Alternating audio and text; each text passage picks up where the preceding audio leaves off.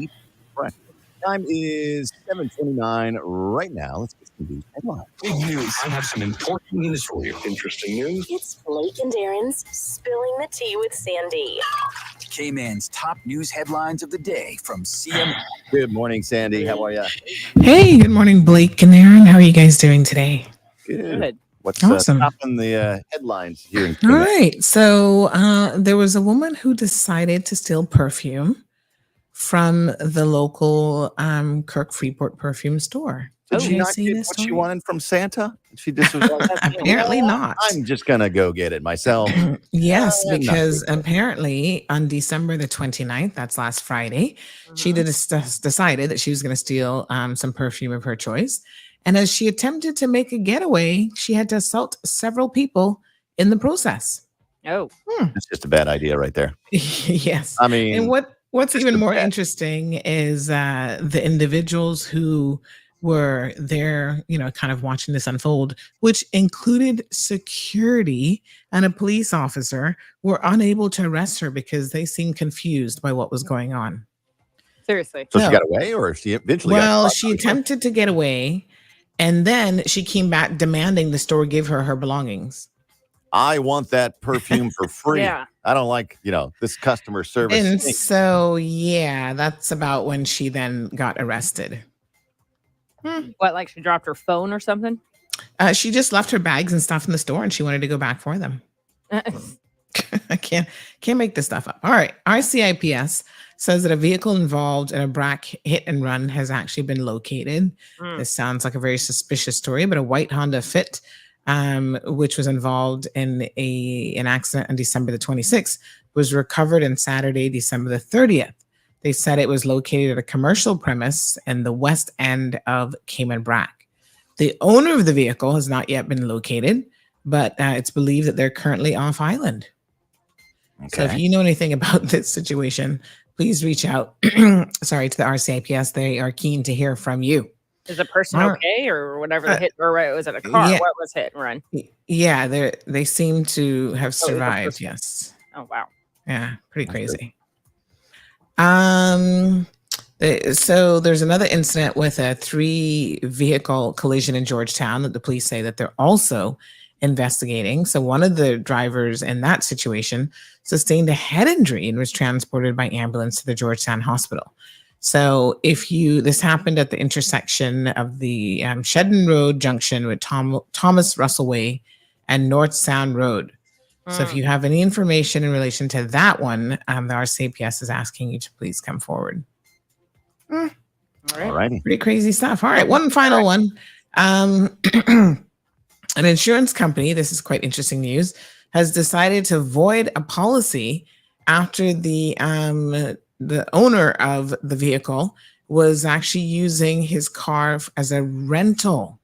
I gotta talk about this morning Well, because yeah, you can't you do can't do certain things. Third party when you doesn't have have that, right? You said third party. That's the third party. yeah. I'm one. That's So there's certain Great. things that you just can't do once you have an insurance, have insurance on a vehicle. So you got to be smart, folks. Those are your news headlines for this beautiful it's a Wednesday morning. self-driving Uber car. You Yeah. drive it. You're the Yeah. Uber driver. Yeah. Wait, what? Isn't that a rental? I don't know. Anyway. All right, Yeah, Sandy. We'll yeah. see you tomorrow.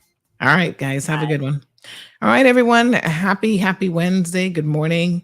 Hope you guys are having a fantastic day. I got the day right today, right? All right, let's hit it. You guys know what time it is.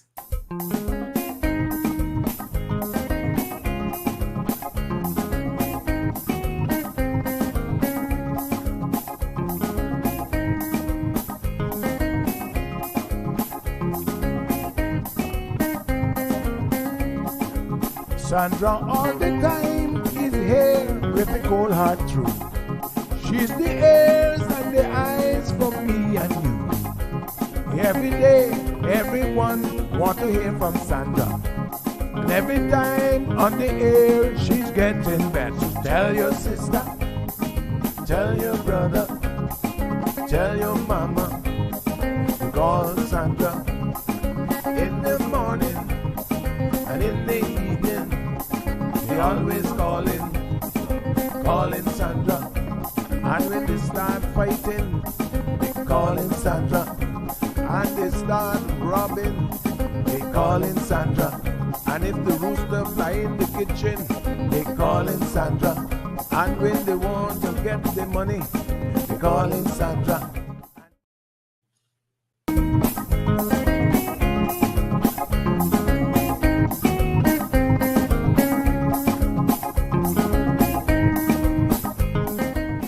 That's right, folks. Everyone is telling their mama about the cold hard truth.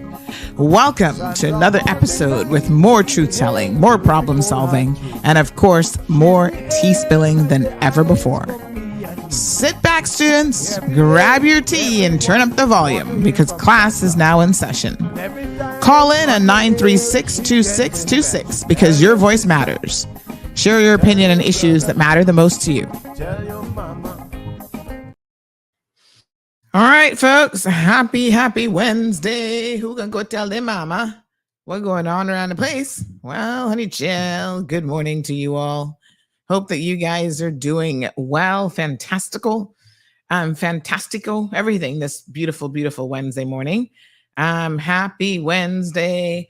I tried to adjust the studio camera. I thought I figured it out, but who knows? I don't know that the background's a little bit blown out, but don't worry. We got something new that's coming for 2024. You guys know how we like to sneak little things in. So, I have a little bit of a secret weapon that's coming. It's called artificial intelligence. Ooh, AI is coming to the CMR studio. I cannot wait. I'm so excited. Oh my gosh. I forgot to connect to the radio. Oh, geez, peace. Give me one. Let's replay that intro.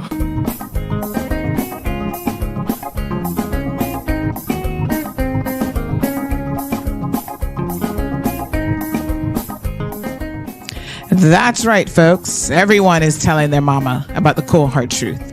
Welcome to another episode with more truth telling, more problem solving, and of course, more tea spilling than ever before. Sit back, students, grab your tea and turn up the volume because class is now in session. Call in at 936-2626 because your voice matters. Share your opinion on issues that matter the most to you. All right, folks, I think we're good now. Now, yesterday we had some little tech issues with the audio. Not quite sure what was going on. A little Grinch in the studio called Juju. Putting a little Juju in. So anyway, we're hoping, fingers crossed, everything was just restarted. I'm like, let's just go back to the drawing board, restart the board, restart the computer, restart everything. So hopefully we're good today, although one of our two internet providers woke up this morning and the internet was down. So that's why we have redundancy built into the studio because folks, honey, chill, you can't take any chances with like these ISPs and stuff.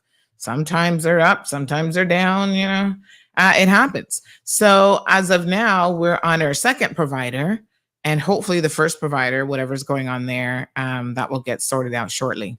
So that's why last year we decided, we needed to have redundancy here in this studio. Okay, so guess what? Lots to cover today. Happy Wednesday, everyone. Hope that you guys are doing well.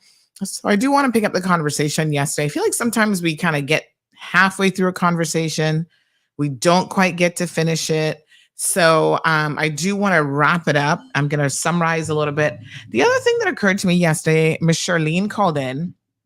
And thank you so much. She's always such a good participant when she calls in. But it seems to me that she had missed some of the show. We should be on radio now. Are you guys not hearing me on radio? Should be. Okay, hold on one second. All right, I'm connected, so maybe I just need to play a little bit of music some more. All right, give me 1 second. Let me find something to play. I got to play at least like 30 seconds of something. So let's do the theme song, and then hopefully that'll kick it in.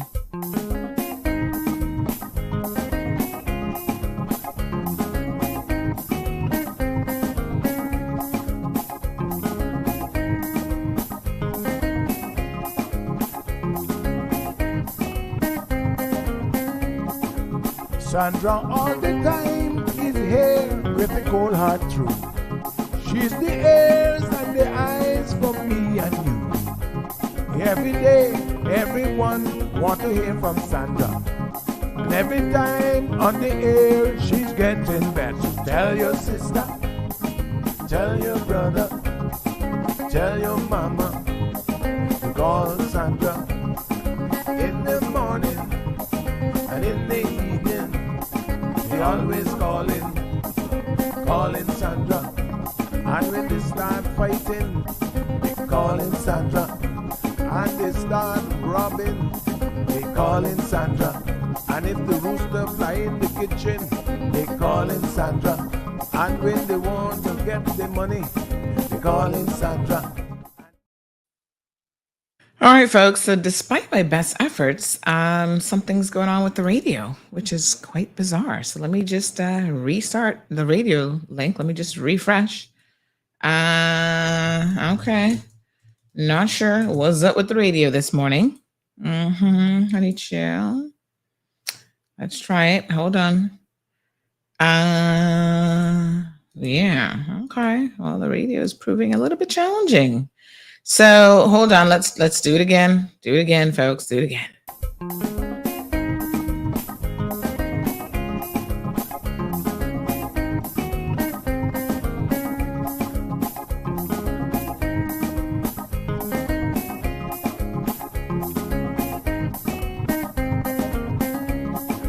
Sandra all the time is here with a cold heart true.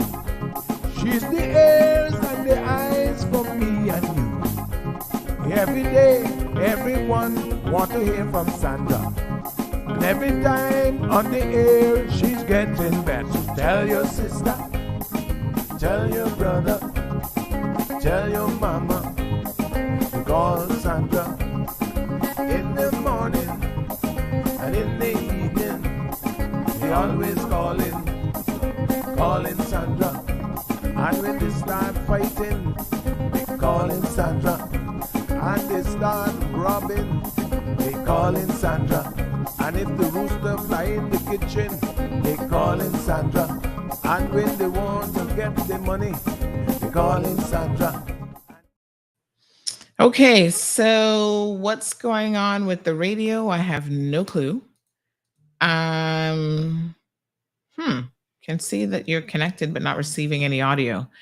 It's very, very bizarre. I don't know. I mean, oh, yeah. Huh. Okay. No audio in the red fader. Okay. So yes, I don't quite know Wagwan this morning, folks. Everything is exactly the same. But when I'm playing my little song, which is what's supposed to trip in the radio, that simply is not working, which is bizarre. Okay, can we just we'll move forward with it? What can I tell you? Hopefully at some point the radio might trip in. I don't really know what would be causing that. It's so bizarre because if everything is the same, it shouldn't really change because I'm playing audio. It's like the same technology, folks. Drives you crazy. I don't know. Don't know what to say. All right. And Chuck, I think Chuck is still away, so he can't even help me this morning. Okay. He's not back till next week. Okay. Don't know what to tell you. This is bizarre. Very, very strange. It's like a mystery that now I feel compelled to solve, but I don't even know where to begin with the puzzle. I'm just going to double check everything here. System, sound. So we got that selected. We got volume all the way up. Yes, that is correct. Let's just check all sound devices. So we got speakers. It's not the output isn't really what we're too concerned about. We want to ensure input devices. Okay, let me just check this. Okay.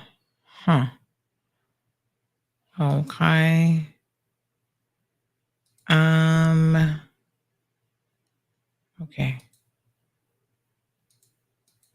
Give me one second here. Microphone.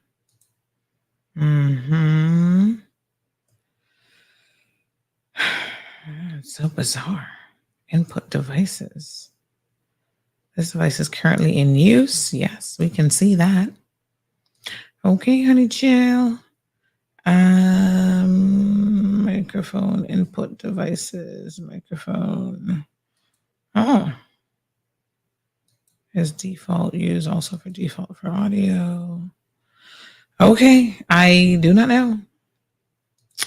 I don't know what to say. Input devices. Oh, what's this one? Hold on. 2-channel. Digital audio interface. Okay, I honestly have no clue. Everything should be just a-okay, but it's not. All right. The thing is, when I'm talking, I can see it's working.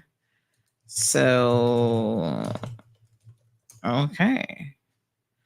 And when I play music, it doesn't work. Okay, give me 1 second here. All right, because I know we have a lot of radio listeners, right? So we want to try to ensure. Let me try playing something else here. Recover Personal Injury Attorneys, helping injured people get what they deserve. Did you know that insurance companies have lawyers that represent their interests? Before signing and accepting any settlement, know your rights. Call us today for a free consultation at 924-9999. That's 924-9999. Recover. Your personal injury attorneys are on standby to assist. All right. I'm putting it on a setting that, in fact, I know it's not supposed to be on, but I think that might actually allow you guys to hear it. Yes, somebody says it's on now. Rest assured that that is not the setting that it's supposed to be on. But I'm going to just go with the flow. I'm doing the wrong thing because trust me, I got my notes here, folks. That is actually the completely wrong setting. And yet I'm going to have to select it because that is what is working this morning. It's not supposed to be that setting at all. But you know what? We're going to go with whatever works. Defy logic. I can't tell you why that's going to work because that shouldn't be the setting that I should be selecting, but let's just continue with it. Okay, folks, I will ask no questions this morning. I'm not the tech guru, so I'm just going to go with it. Somebody said, new year, new rule, honey chill. The problem is, I think when I do other stuff that I don't know. All right. Anyway, I'm not asking any more questions. Let's just get the show on the road. Whew, what a hot mess. All right, folks, welcome to the Wednesday edition of the Cold Hard Truth. After all of that, I hope that we have no more tech issues for the rest of the morning. Good morning to folks in Radio Land. Good morning to everybody on social media this morning. Thank you guys so much for tuning in. You know, we got a lot of moving parts here, and these things are supposed to work in a logical fashion. So when they don't, I get confused. So I don't know. Anyway, my brain has to park it because my brain does not like confusion. When I'm confused, I'm like, I just don't get it. So I don't know. Let's move on, folks. All right. Good morning to everyone. Let me just send out the links as well to all of our WhatsApp group here. Let me just make sure that everybody's got this.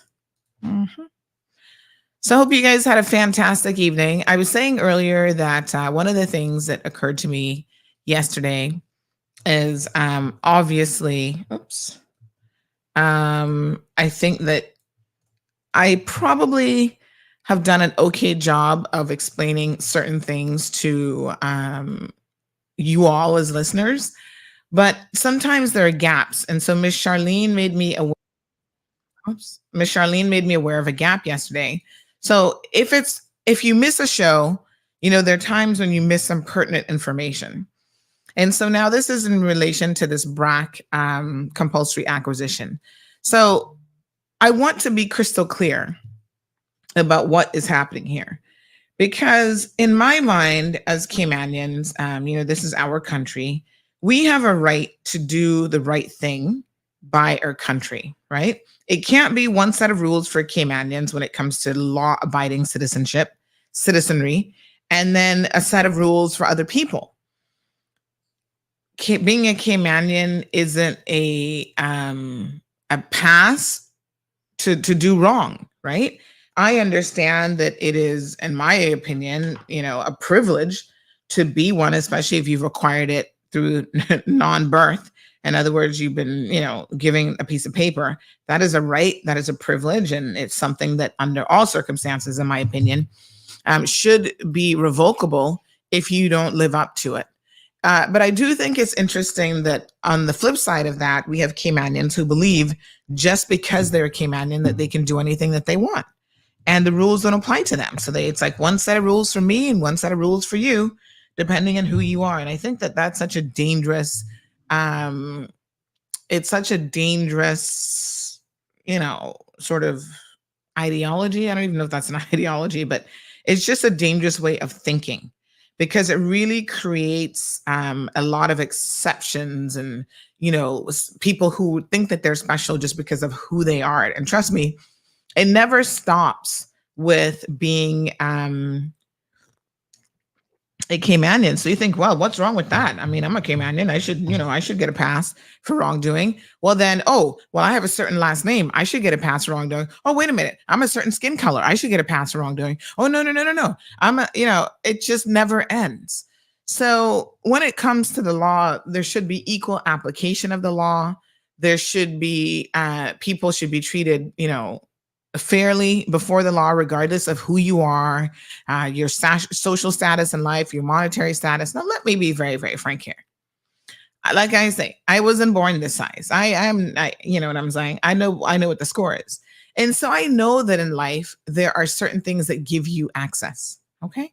So, you're born with money. Yeah, that gives you access to better life. Let's be honest here.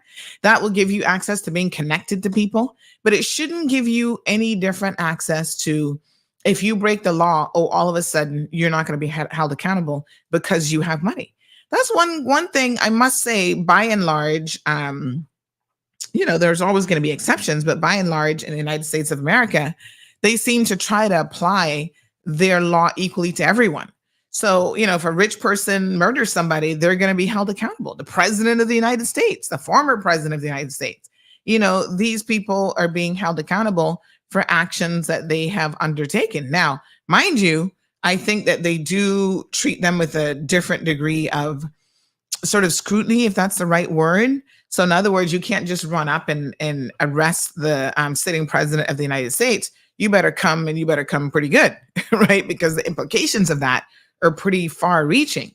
So you need to make sure that you have a proper case. Now, are they going to do that when they see, a little black kid walk in the neighborhood with a hoodie on and there was just a robbery 2 minutes ago?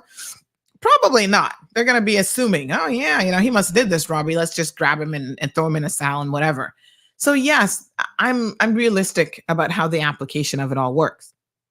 But we have to strive for consistency, number one, and full, application across the board for everyone.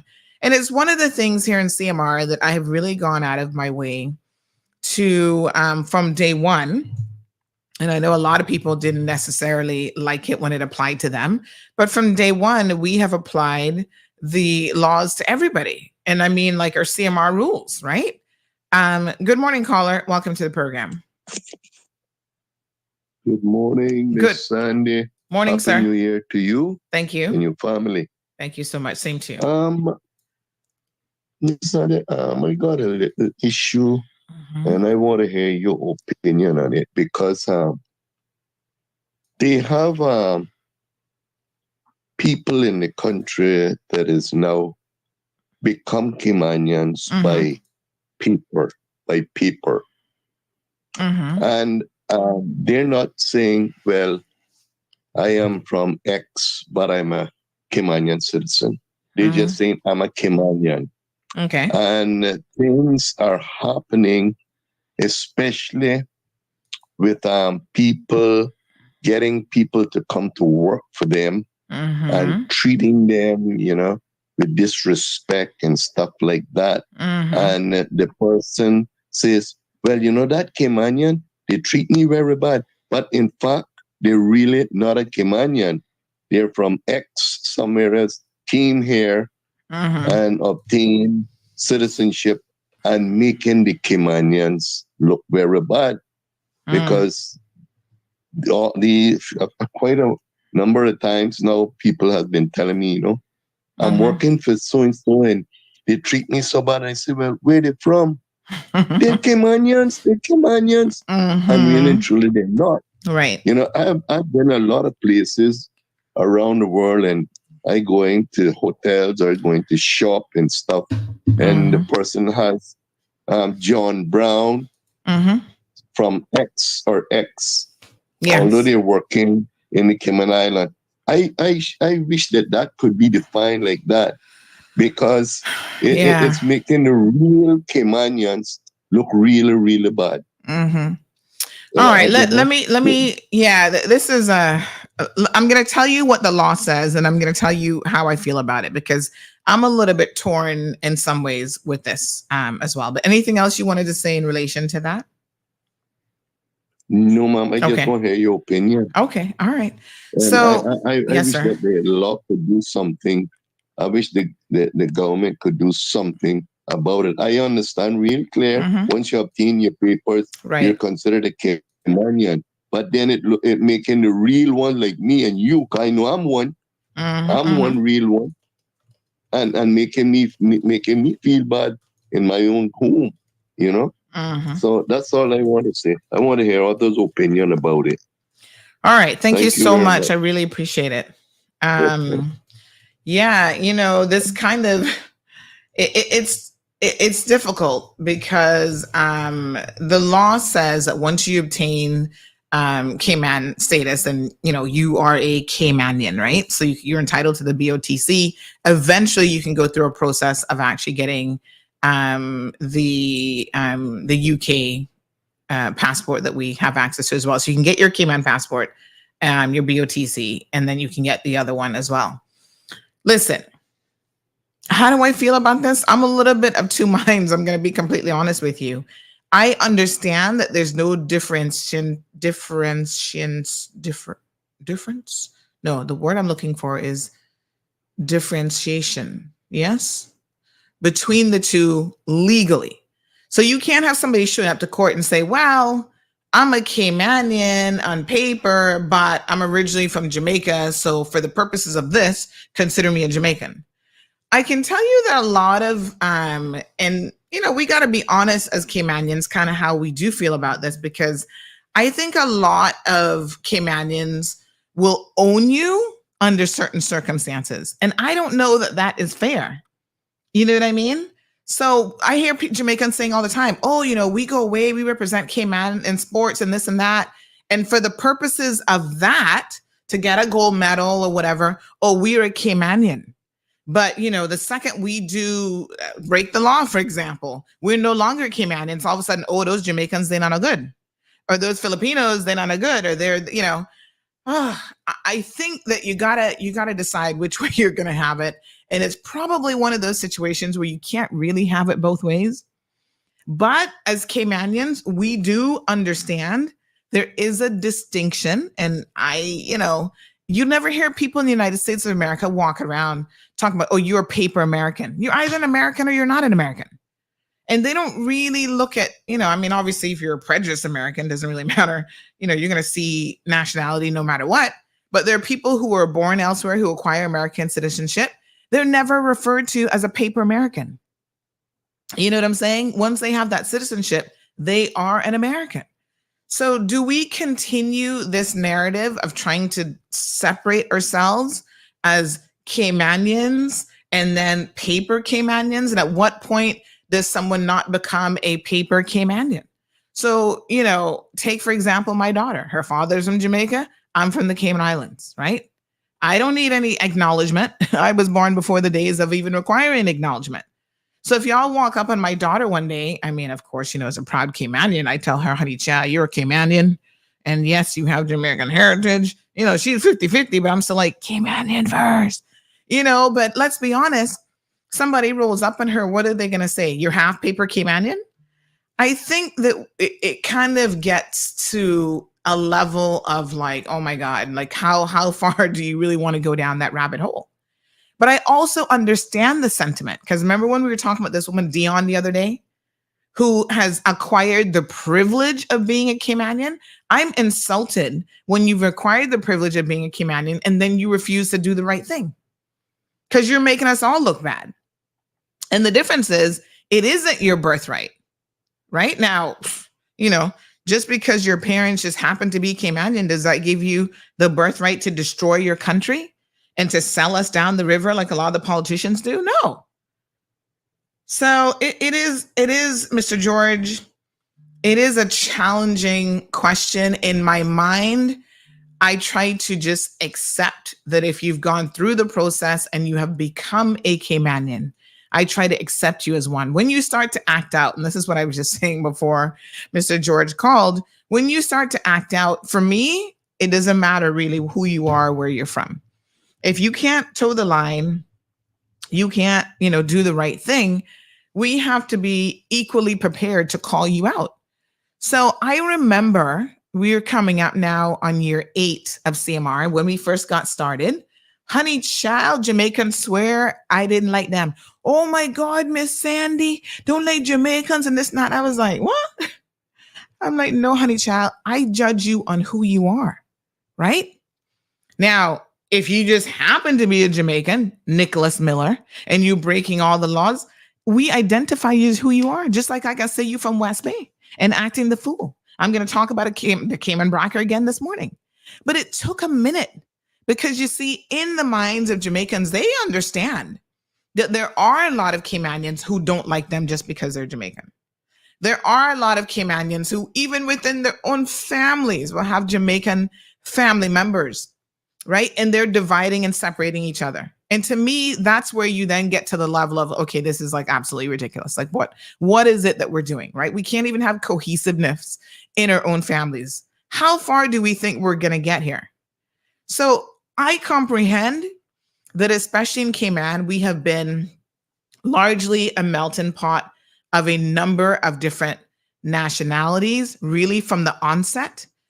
Some of us can brag about, yeah, I'm an 8th generation Caymanian from when the lizards were crocodiles and they thought they were actually crocodiles and this and that, and they were confused with iguanas. Yes, I get that and I understand. But everybody came from somewhere who's here in the Cayman Islands. Yes, your people might have been here for 8 generations. I understand. But at what point, are we going to accept newcomers? How many generations do they have to be here for before we go, oh, okay, you're one of us? I think it creates more issues than it solves when we have to divide and separate. And that's just the God's honest truth. As human beings, we have 99% in common with each other. And the 1% that separates us, we spend so much time hyper-focused on that 1% that it tends to a lot of times be more destructive to us trying to find like a good path forward. So here's a novel idea. Does it matter if somebody's, breaching immigration laws? Does it matter where they're from? Does it matter if they're Caymanian? Does it matter if they're a Jamaican? Does it matter if they're Filipino? We've called them all out on this program. So I think you have to take this approach of, especially when it comes to accountability and lack thereof, it is going to apply to every single person, regardless of who you are. And just may the chips fall where they may. I see a distinction all the time. Now, mind you, as life would have it, just a couple days ago, I had a Jamaican lady call me. She said, Miss Sandy, you know, I've never met you before and I don't know you like that, but I love your program. And I want you to talk about these deadbeat fathers. And she's like, in particular, I want you to talk about deadbeat Jamaican fathers. Now she's a Jamaican herself. And I thought, okay. And I listened to her about, you know, kind of what happens. And we're going to have a conversation on this, maybe not this week, but hopefully by next week. And I said to her, I said, you know, it's not uniquely Jamaicans. Obviously, she's in a situation with another Jamaican. So she's talking about, you know, she's seeing it on a large scale among Jamaican men. But we have a lot of deadbeat Caymanian fathers. We have a lot of deadbeat other nationalities and stuff as well. But she wanted to focus on the fact that it's her own people because that has been her experience. And I thought, that's very, very interesting. She went on to say, you know, thank you for really being supportive of the Jamaican community. And I thought, my God, 8 years ago, I never thought I would hear those words. But when you are trying to be fair and you actually are fair in your application, I think eventually people see that. And that is exactly what has even happened here on this platform. Eventually people come around. The majority of people that I help, that I get phone calls from every single day, especially with like employment related breaches, happens to be the Jamaican community. They, you know, they're being subjected. And here's a joke. Most of the people who are abusing them happens to be their own Jamaicans, whether they have now become Caymanians or not. And the irony of that is certainly not lost on me either. So I don't know, Mr. George. Let's see what everybody else is thinking on this. Let me have your thoughts. Morning to all of our Instagram listeners. How do you guys feel about this? Do you think, this should be a poll question, do you think that there should be a distinction between someone who is a paper Caymanian versus someone who, you know, was born here? Like, do you want the news to go around saying, oh, this paper Caymanian was arrested today? I mean, let's be honest. I think a lot of you are very, very aware, you know, especially Caymanians. You know, when the news comes up, the police do it all the time. I know people get insulted. A West Bay man, then West Bayers be like, he not want us. What you talking about West Bay? He not damn West Bay. And it's like, well, they mean a man from the district of West Bay. But when they say a West Bay man, they're like, no, sir.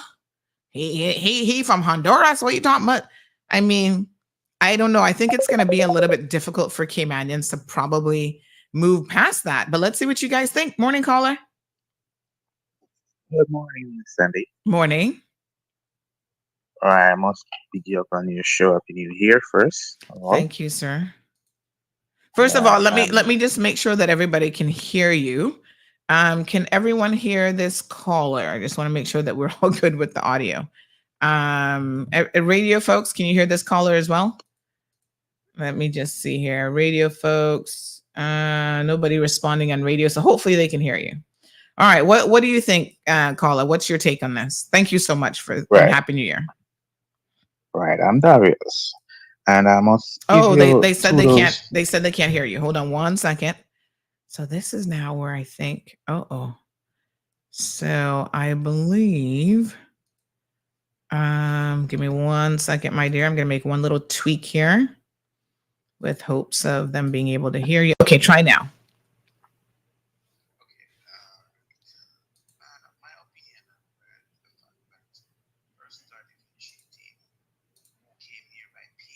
Mm-hmm. Mm-hmm.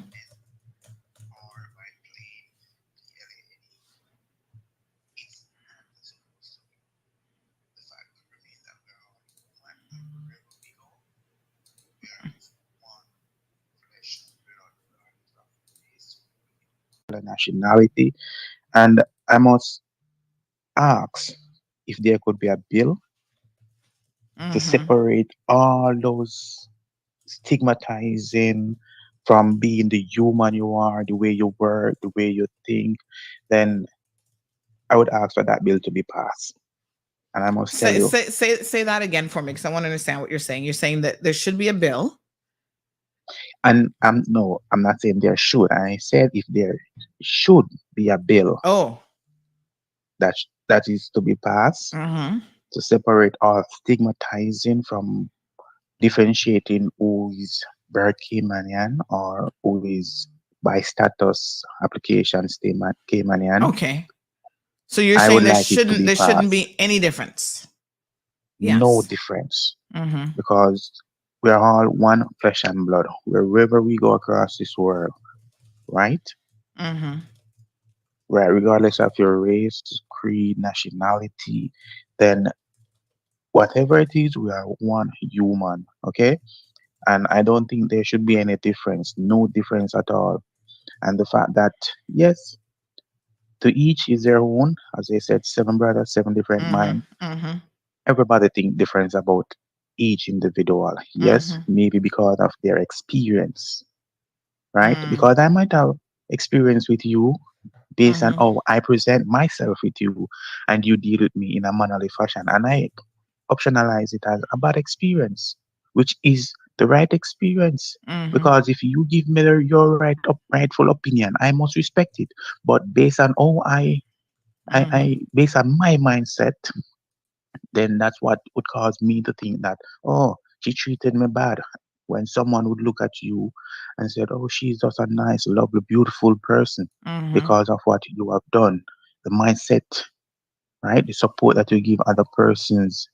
And, Mm-hmm. you know, Yeah. we must all learn to live as one, regardless.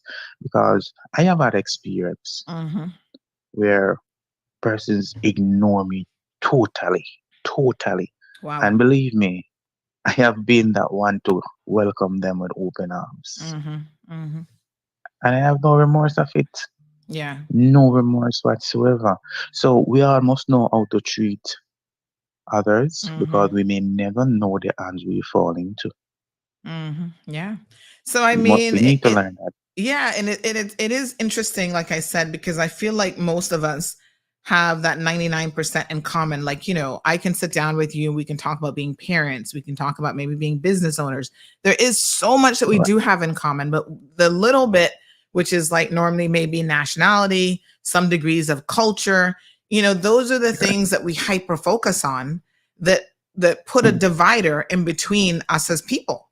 So, Correct. I wish that we could be, more understanding, especially when it comes to culture, that we will always have differences in relation to that. And, we've had Caribbean people on our Caribbean Connection show here saying that, listen, culture, don't underestimate culture, because culture is very, very powerful.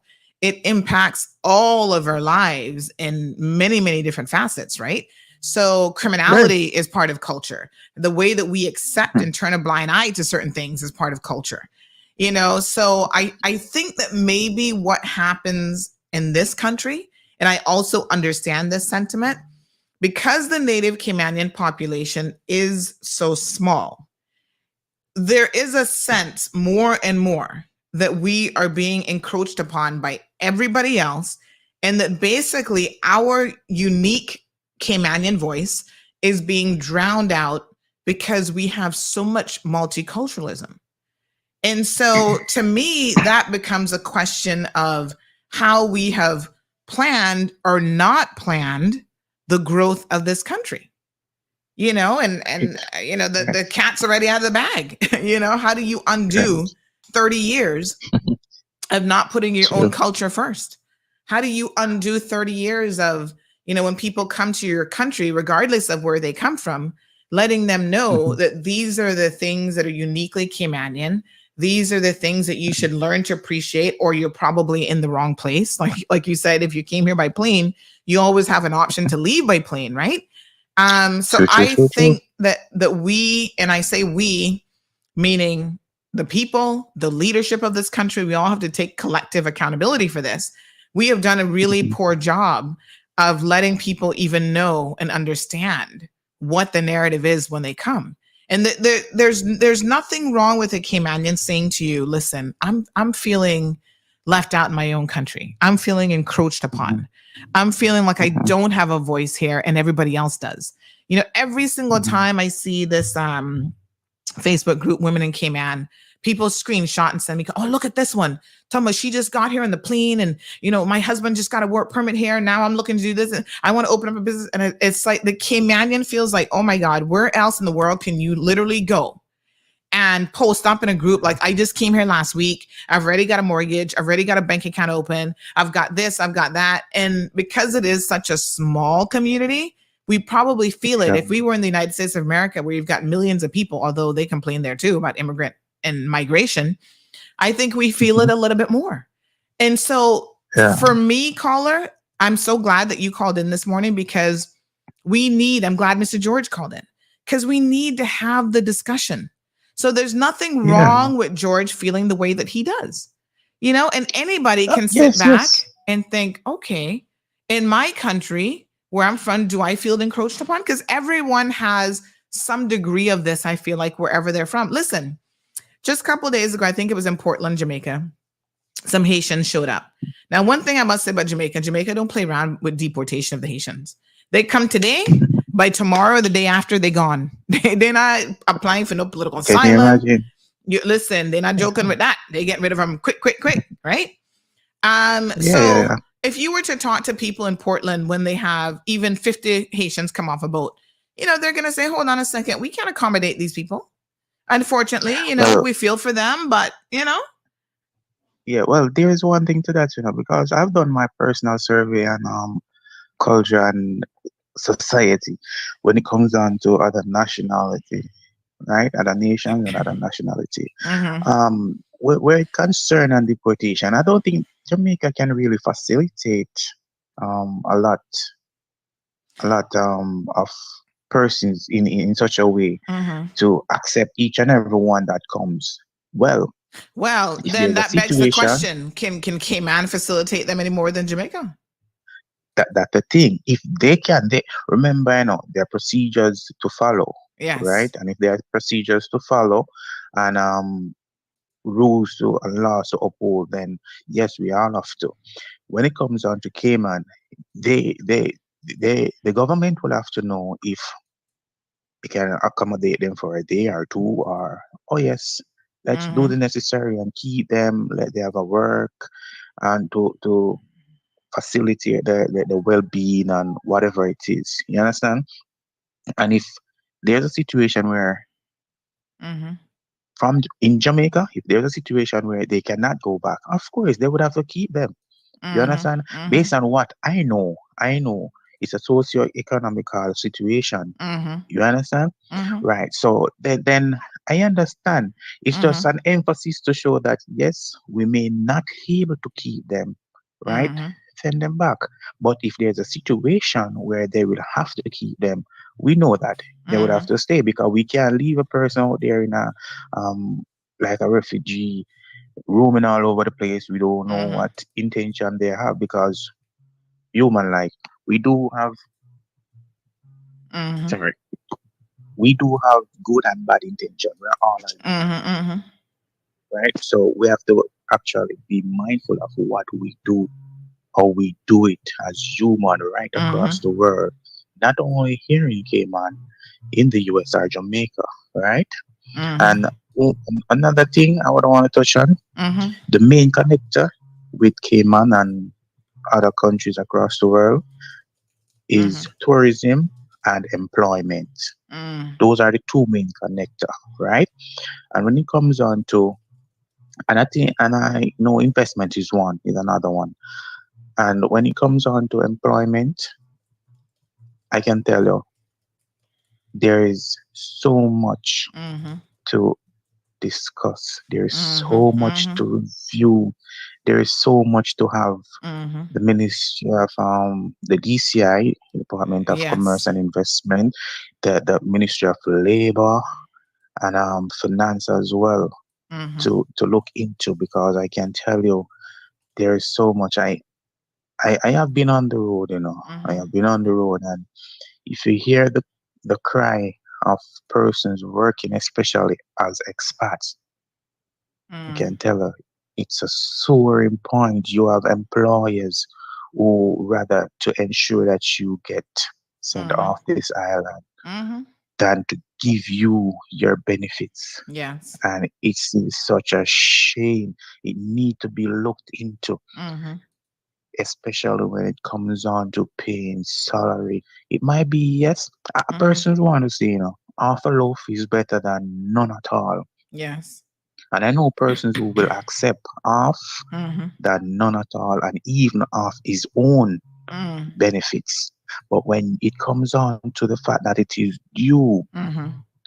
and you are defined the right to claim it, Mm. and if you claim it, you are being penalized in a not in a legal judicial way, Mm-hmm. Mm-hmm. and which is not possible either, Mm.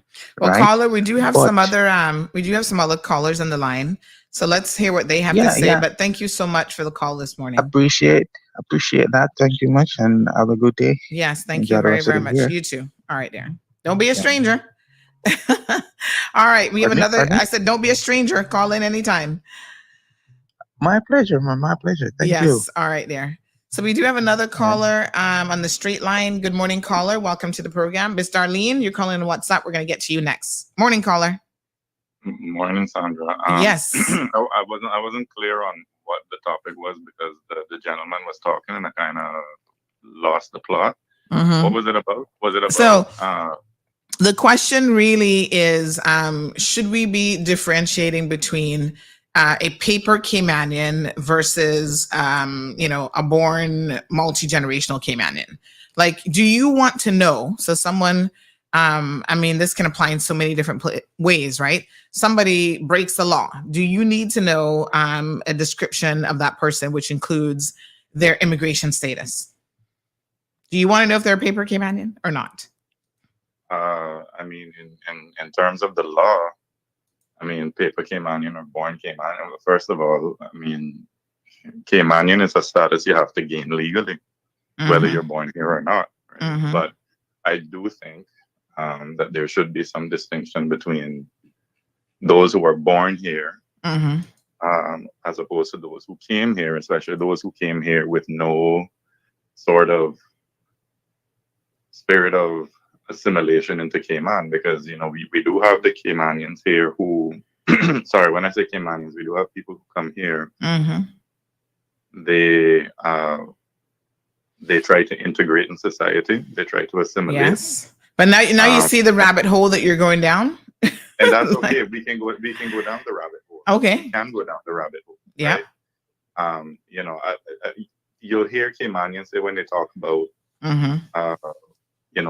this person from this country or that person from this country, and especially when they're having the conversation with another person from that country but who has fully integrated and fully assimilated into Cayman culture, you hear them say, oh yeah, but we're not talking about people like you, we're talking about people like them, right? Because it goes back to what you were talking about. There are certain cultural elements that people bring from wherever their homeland is that are incompatible with our way of life here.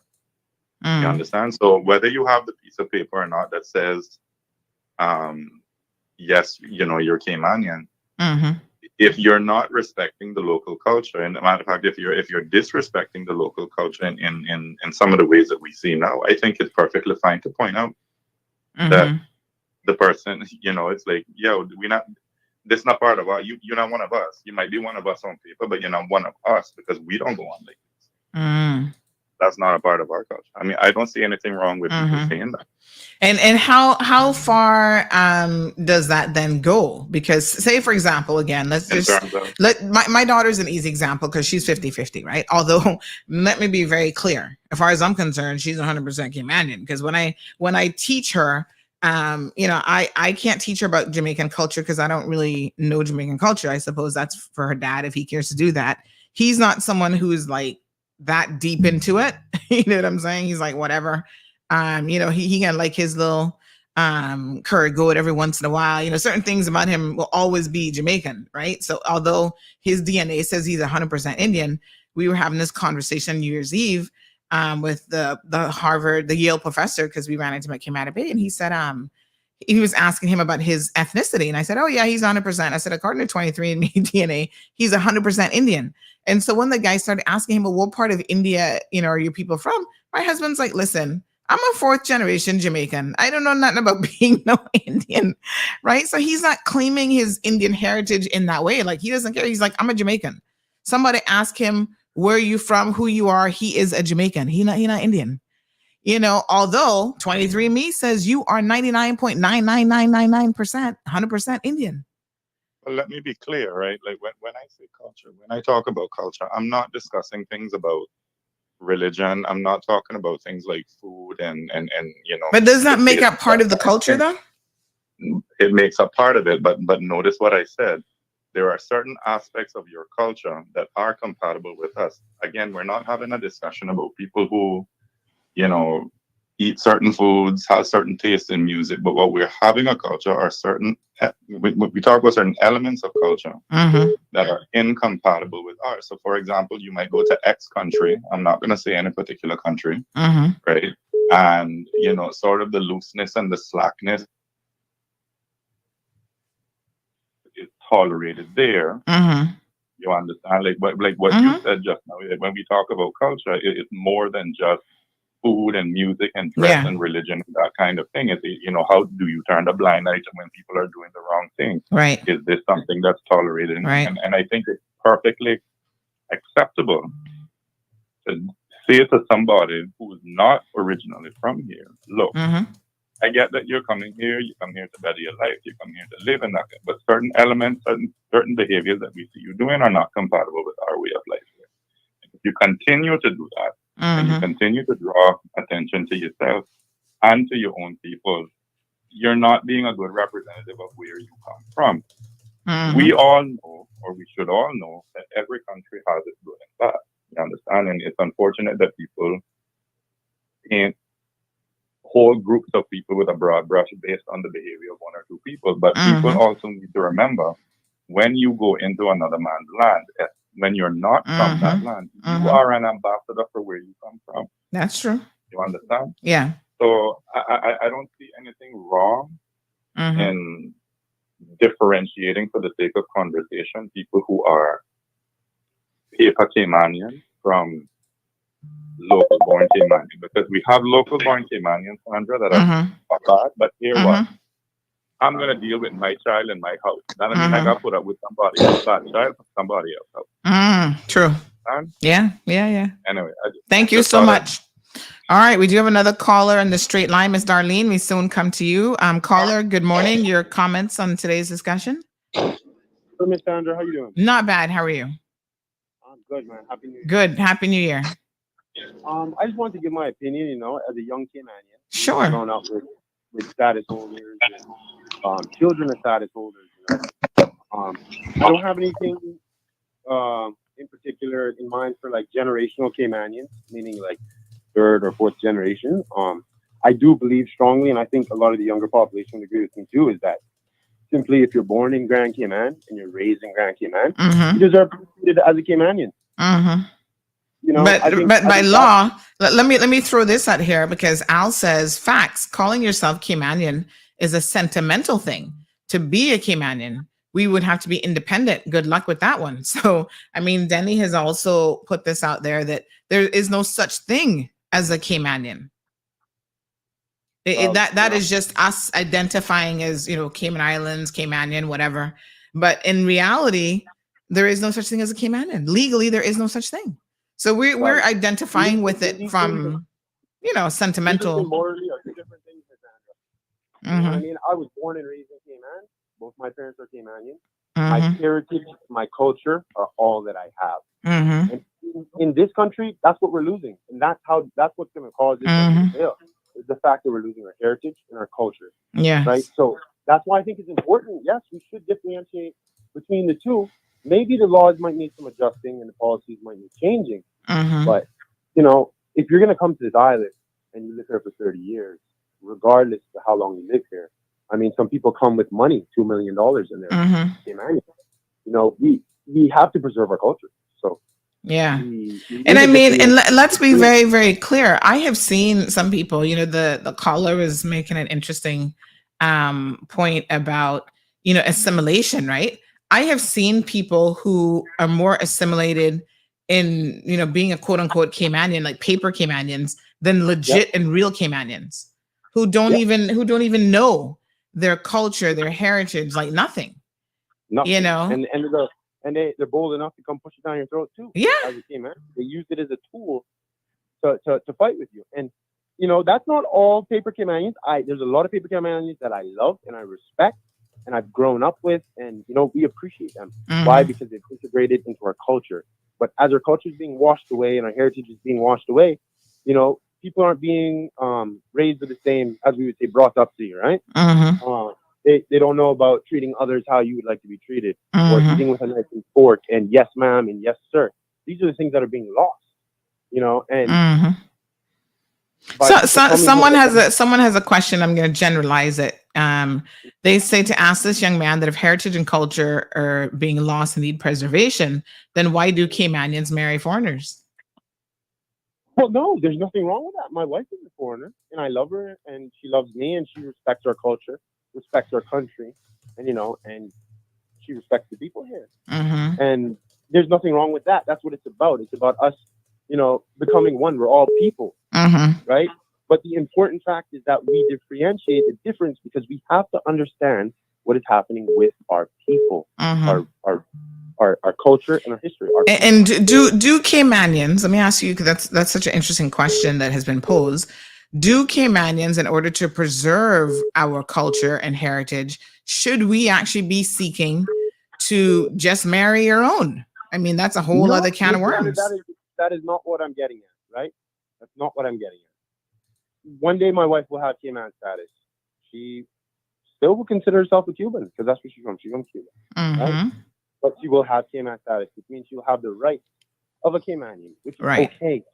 We appreciate that. We love that. But when my child is born and raised, I'm going to continue to teach them my heritage, you know? Right. But your wife will also be teaching that child in most cases, because the mother tends to be the one that rubs off more on children. So the chances are, and I've actually had Caymanian men say this to me, that your wife is going to be teaching your child a lot about the Cuban heritage and culture and, you know, way of being and all that stuff as well. And that's fine, Ms. Sandra, but the bottom line is that we cannot lose where we are coming from. You know, I believe the word is gentrification, right? We have a lot of that going on in Cayman.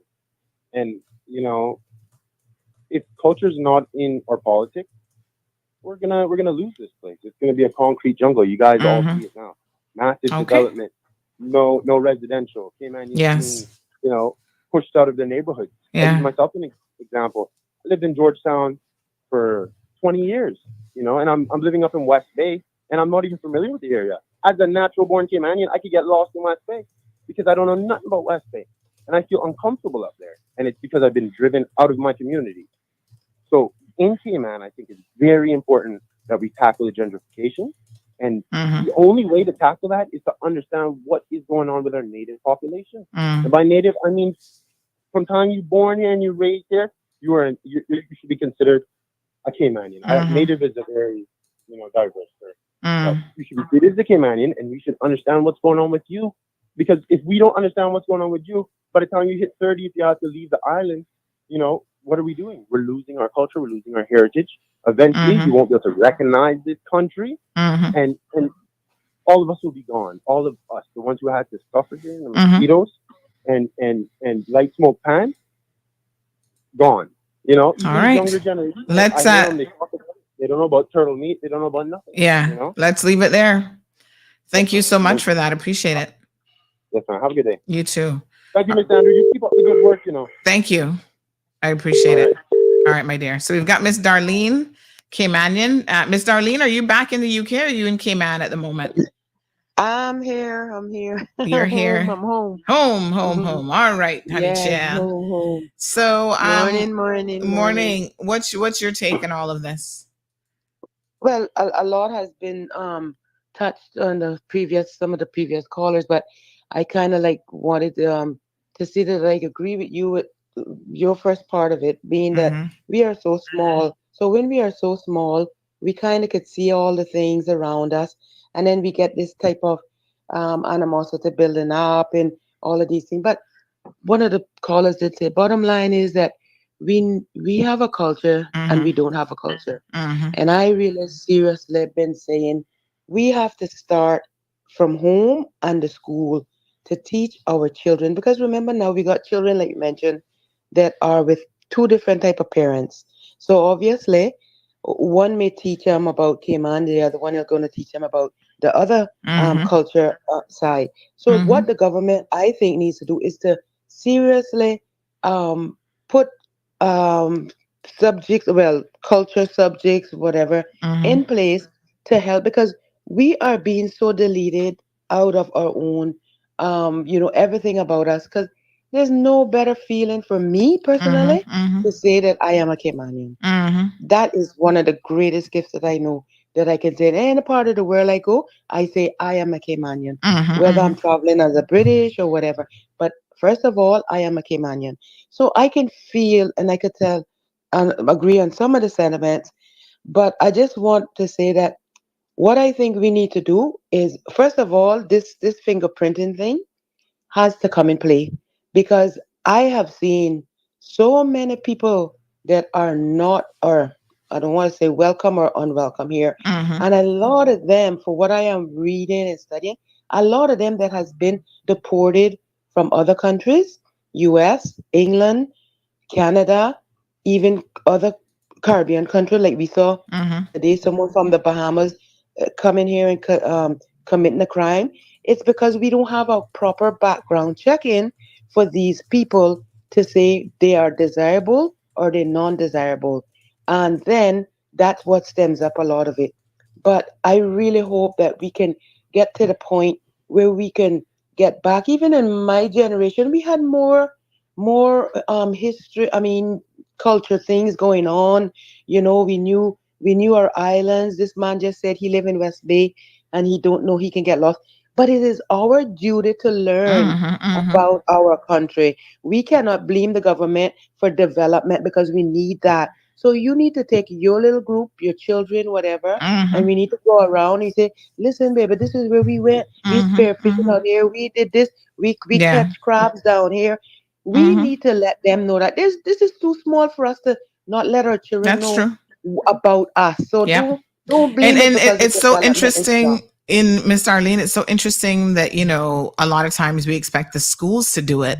But as parents, even the last caller said, well, schools, I see a lot of comments about programs in schools. But as parents, do we not have the primary obligation of raising our children and letting them know what it is to be a Caymanian? Of What course. does that encompass? Of You course. can't leave everything to the schools or even the governments to try to fix for us. We, the people, have to step up to the plate and do our part, and our part can be a very, very big part. And I'll be the first to admit that my Caymanian bone, if I can use that word, is wanting for more of an education. That is why I do things like the Cayman Voices segment. Big shout out to our corporate sponsors, DART, for that. But I think that that's important, because I sit down with our elderly Caymanians, and I hear their stories, and I'm always flabbergasted, like, oh my God, that's how we used to do this. That's why we do this. That's why we say certain things. So it is an educational process for me. And through that medium and through this platform, I hope to educate, other Caymanians as well, because I recognize part of the reason is, I grew up for 15 years in the States, but I recognize that I'm probably not as Caymanian as I could be. There's certain things that I'm like, okay, I just don't get, I just don't understand. And so I have to, and a lot of us have to do this. We have to seek out our own culture. It's so interesting. Somebody brought up the marriage question, and we're talking about, we're deluding ourselves by marrying other nationalities. One person WhatsApp me and said, try finding a Caymanian that you're not related to even get married to. So that's a whole other very That's valid. Yes, another. honey child, that's very valid. And I think that diluting the population, I don't want to use the word diluting because that's not the right word, but Yeah. expanding the population is actually a good thing. We've seen it.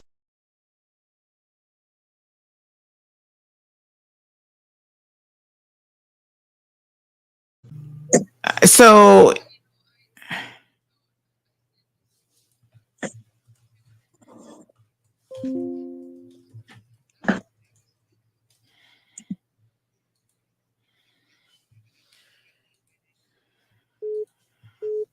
yeah. Somebody just said the radio dropped out again. Oh Lord, have mercy. I tell you.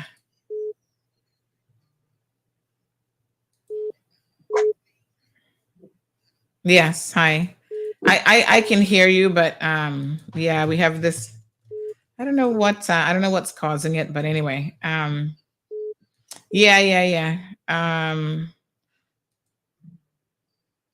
Yeah. So, um, yeah, but Miss Darlene, to your point, I think that at the end of the day, I mean, I obviously completely understand exactly where it is that you're coming from.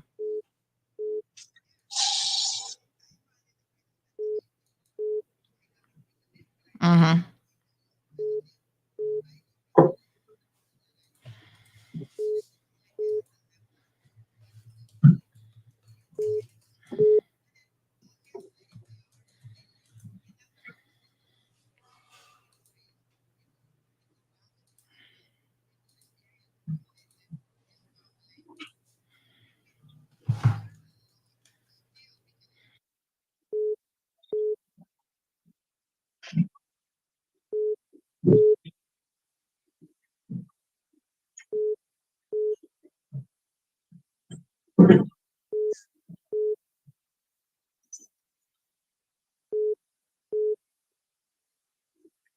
Yes.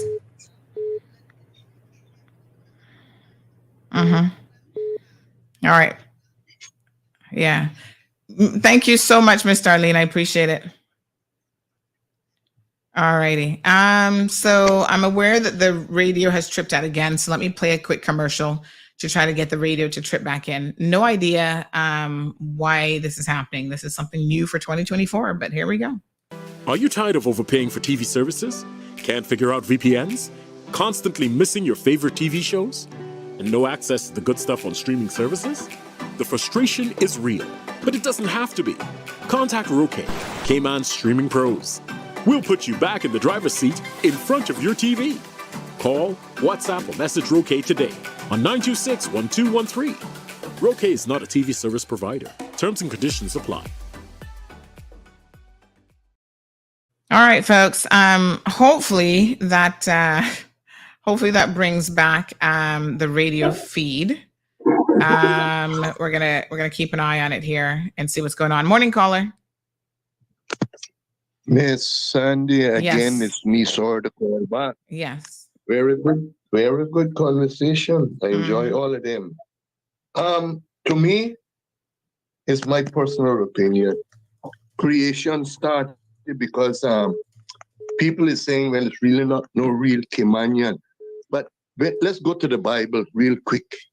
And that's where this island started from. When you were born, One second. Israel, Sorry, caller. Just one quick second for me. I think the radio folks are saying that they still can't hear you. Let me just check the audio. Keep talking. Let me just check it. Yeah, I was saying that in the Bible it says. Yeah. if Okay. you were One born second, caller. We in- still haven't tripped back in. My apologies. We haven't tripped in the radio. So let me just play something that's maybe a little bit longer to try to get that to pull in. 1 second for me. 1 second. Ocean Ridge Heights offers an amazing opportunity to own a piece of land in idyllic Cayman Brac, right on the bluff, starting from $80,000.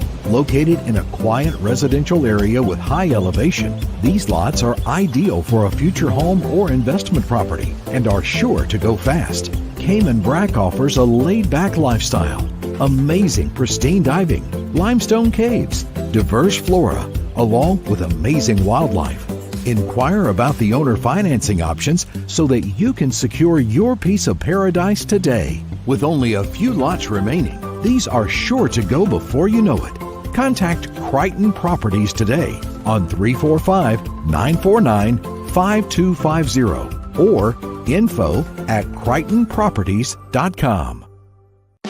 Things are heating up at Burger King, Cayman. For the first time in history, the signature heat of the Ghost Pepper has come to our iconic chicken fries. Introducing all new Ghost Pepper chicken fries at Burger King. Our delicious white meat chicken fries have been taken up a notch with Ghost Pepper spice added to the breading for ultimate flavor and heat. Ghost Pepper chicken fries have arrived at Burger King. Available in 8 or 12 pieces, but for a limited time only. Full menu at burgerking.ky. I am Richard Hugh, President and CEO of CUC. Our focus has always been on you, our customers. Times are changing, and so are your expectations. We are listening to our employees and the people of the Cayman Islands to find new opportunities that can improve your experience. We are working every day to provide you with a safe and reliable electricity service. You are at the core of everything that we do. We are exploring and adopting new technologies and sources of energy which will benefit you as we become more reliable and more efficient, which will mean lower energy costs. We are working to improve our energy management tools, offer new products and services, and provide 24/7 customer support. Our new vision, empowering Cayman to be a global leader, is building momentum towards a better future for our islands.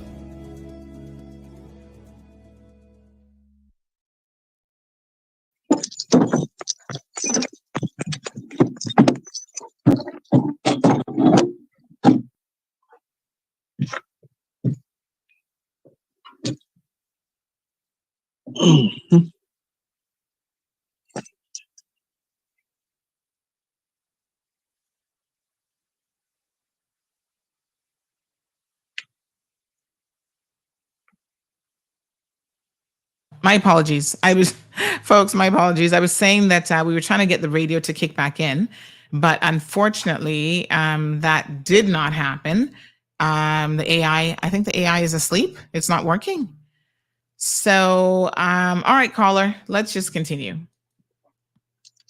Yeah, Miss Sandy, I was saying that when you were born in Israel, and we're talking from Bible time where creation started and human beings started, the Bible said he was a Jew. That means he was born in Jerusalem. He was an Israelite. He was born in Israel. So why, who has the authority to change that say they're not real Caymanians? Yeah, if we study Cayman history again, we know that most of the people began here in Cayman from Cromwell Army. From Jamaica, they ran from there to here. But still, wherever you are born, and I will die with that, because I believe every word the Bible says, wherever you're born, that is where you're from. Now, that's my opinion, and I'm not prejudiced with anything, because I'm hearing, Miss Sandra, you listen to this, and and this will affect you too. You know something? I working for them, some Caymanians, and they're doing bad. I bathe 3 and 4 times a day. Me, George. Me. But the person that is saying that, the person that has the work permit for them, the person that is working for you, hear that, what they're saying. I think, really, I think, caller, the problem then is we're starting to like go down this whole rabbit hole of division, and that is where I'm cautious, because I think that the more we try to pick apart these things, like, oh, this person is nasty and this person's like this and this person's like that, all of a sudden then you're creating division, and you are, really allowing your prejudices to even be seen. So, Ms. Sandra, that is okay for you to hear that, and knowing that you're a born Caymanian, and you know that you bathe 3 and 4 times a day. Yeah, but listen, there might be some Caymanians who don't. Like, I can't speak for all Caymanians. Yeah, exactly. So I'm not in a position to say just because you're Caymanian means that you're a clean person. There's a lot of Caymanians who are nasty as heck. Yeah. Listen, I got my aunt from East End. She can tell you she don't eat from certain people, and they're 1000% Caymanian. And she can tell you, Sandy, don't eat from that person, because when you go see how that person live and where they live, they nasty and they're Caymanian. So you can't. I agree. This is where I think we start to seep into like our own prejudices, right? Because I agree with you 100%, Miss Sandra. But what I'm saying, I still get offended because I know that it's not me. And but you shouldn't get offended if it's not you. Everybody with one brush. You're painting everybody with one brush. Caymanians. They're not saying that They say S, Caymanians. So that's I the only mean, problem I that don't I get got. insulted with that if it don't apply to me. I mean, let me be very, very honest. No, no, but anyhow, I mean, All it's right, my dear. everybody has Leave their me. Yeah, opinion. leave me there. Okay, thanks. You see, unfortunately, this now is where this is where I'm cautious, even about my own feelings on this, because I think that we do start tonight. I'm aware that quite a few people are trying to call in. My apologies. We'll grab some of you now, but this is now where I think we start to go down this proverbial like rabbit hole. Like, we're generalizing even about Caymanians. Listen to me, folks. I'll return some of these calls. We still have no toll-free number. Hello, Flo. But this is where now I have an issue, because you can't generalize that Caymanians are clean people. And so when they say, oh, these Caymanians are this way or that way, I mean, people shouldn't really try to make generalizations. I know we're all guilty of it. We all do it on occasion. But morning, caller. Morning. Morning. How are you doing, Sandra? Not bad. How are you? Good. Hope you had a good New Year and a Yes. good Christmas. Thank you so much. So to address this issue, I think we need to understand where this issue stems from, right? Mm-hmm. And the issue stems from the minute that government of the day, and not this government, previous government, decided to segregate the schools and the foreigners coming here on Ireland, right? From the schools, because I don't know if you remember that foreigners could have come and go to the government schools, and which I understand that they wanted to keep that for. And at the time, government had really the best facilities and the best schools on Ireland, right? Mm-hmm. And they segregated the Caymanian children population from the foreign population, right? And then after that, we went on to allowing people to come here, get a Caymanian passport without properly being naturalized. So now you end up with a ton of people having a Cayman passport, right?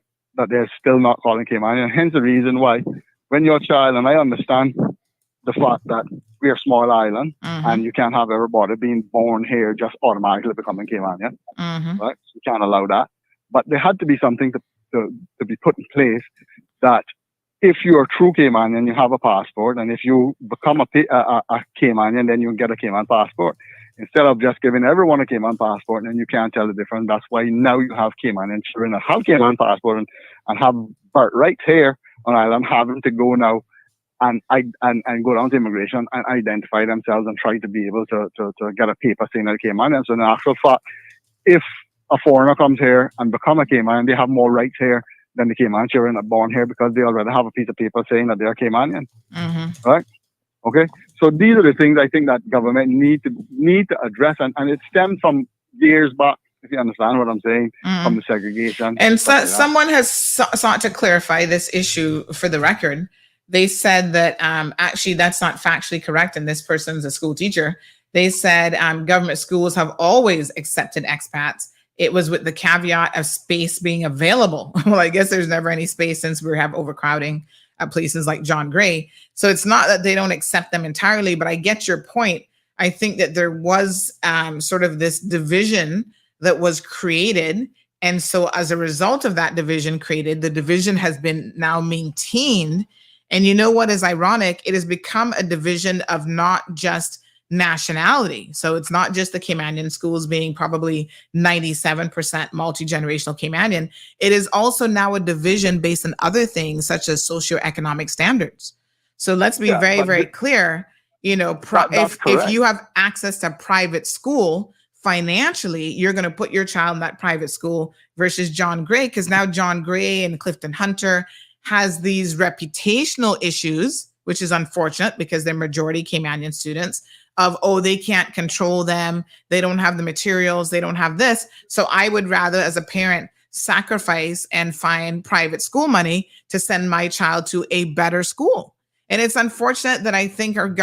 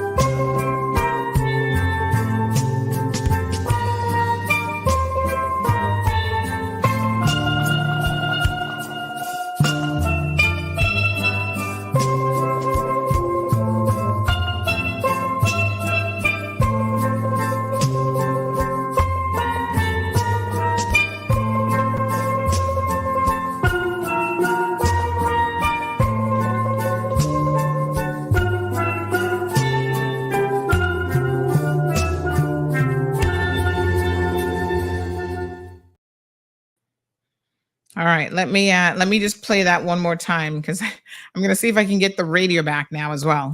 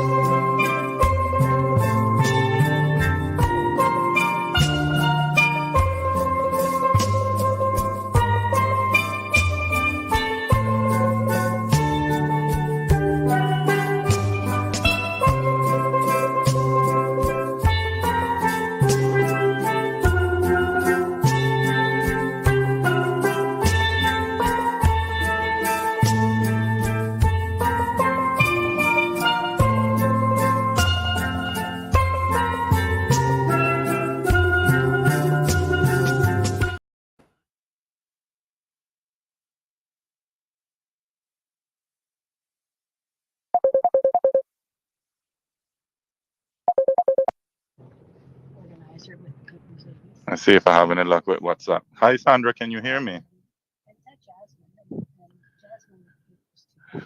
I still can't. I don't know if you can hear me, Sandra, but I was saying to you that they have a different program on 89.1. It's a program with the pink ladies. So I don't know if that is messing up the radio, the audio. I don't know what. Just thought you should know. Yeah, I can't seem to get the AI to kick in on the radio this morning. I have no idea why. I've asked them to check it. They call it artificial intelligence, but I don't know what's going on. All right, caller, my apologies. I think at least our YouTube listeners can hear you now. Yeah, no worries. I think what people are not keeping track of or not realizing and giving enough credence to is that culture is not a fixed thing. It's not a what? Sorry, say that again. It's not a fixed idea. Right. It evolves. It evolves as we evolve, as our communities evolve. And proof of that will be just look at history and countries that, had one way of life and were conquered by another.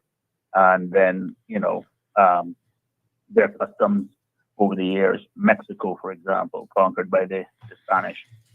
Now, the Mexicans will kill you if you say anything negative about the Catholics, right? Because they're all Catholics. They're to kill you. Same thing with the Muslims, same thing with the Christians and the Crusades and everything else. So first and foremost, we have to understand.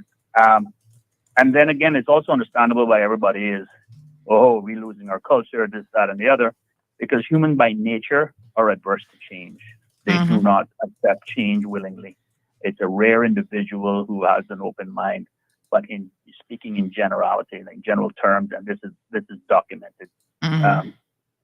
Studies and peer review and everything else, that humans do not accept change willingly, and that's why we are referred to as creatures of habit.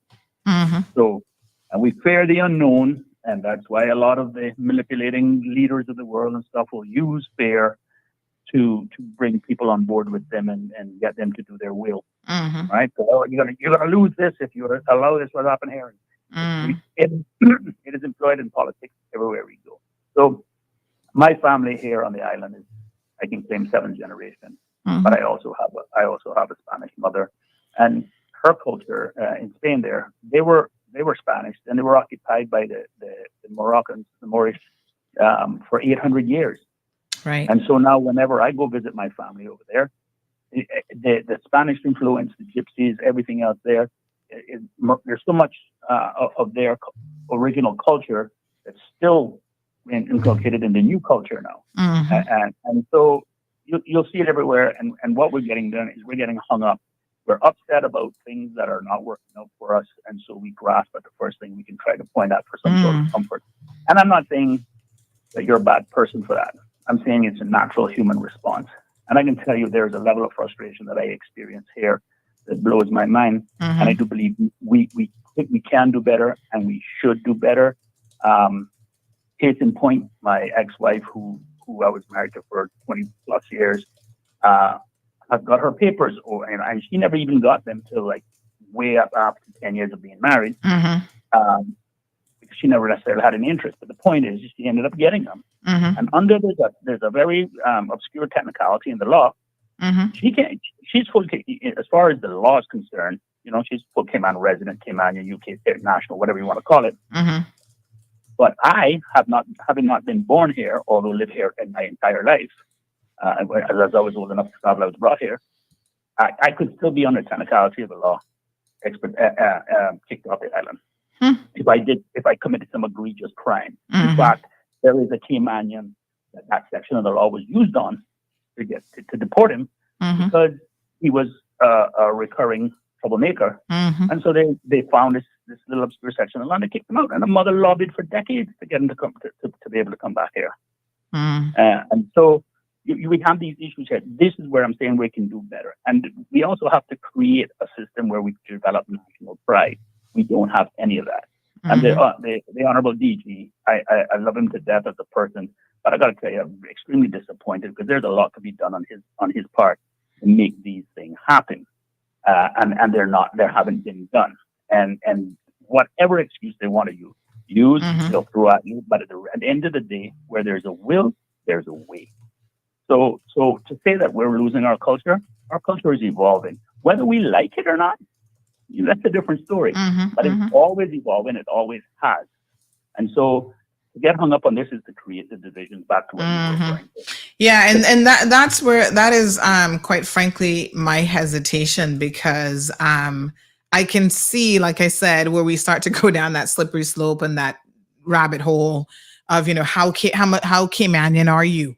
Are you, because you're married to a foreigner, does that make you less Caymanian? Because, which grandparent was, I mean, it's just, it's and we're all transplanted here. We're all transplanted here. I mean, I've got to search hard to find some former classmate of mine or a social friend of mine or something that one of the parents isn't a foreign national.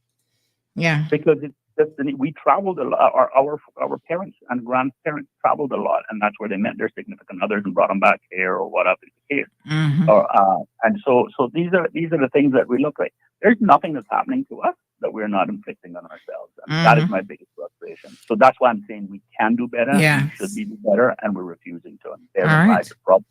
Thank you so much, caller. I appreciate it. All right, my dear. 936-2626. We're supposed to be back on radio. My apologies to radio folks. I tell you, the AI wasn't working because we were playing all kind of stuff and it wasn't working.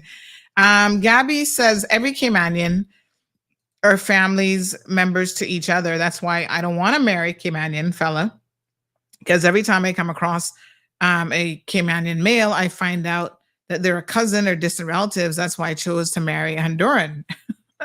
Good morning, Gabriella. It's a thing. I said the same thing. I remember to my dad many, many moons ago.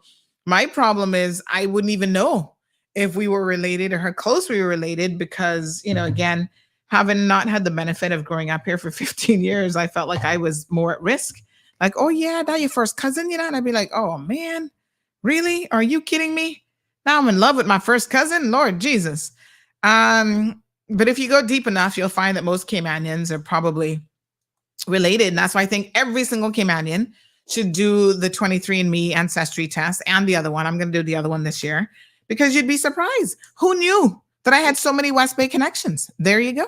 Hello, Cousin Ebanks. Good morning. Good morning. And happy New Oh, Year. Miss Brenda. You might be a distant cousin too. You never know.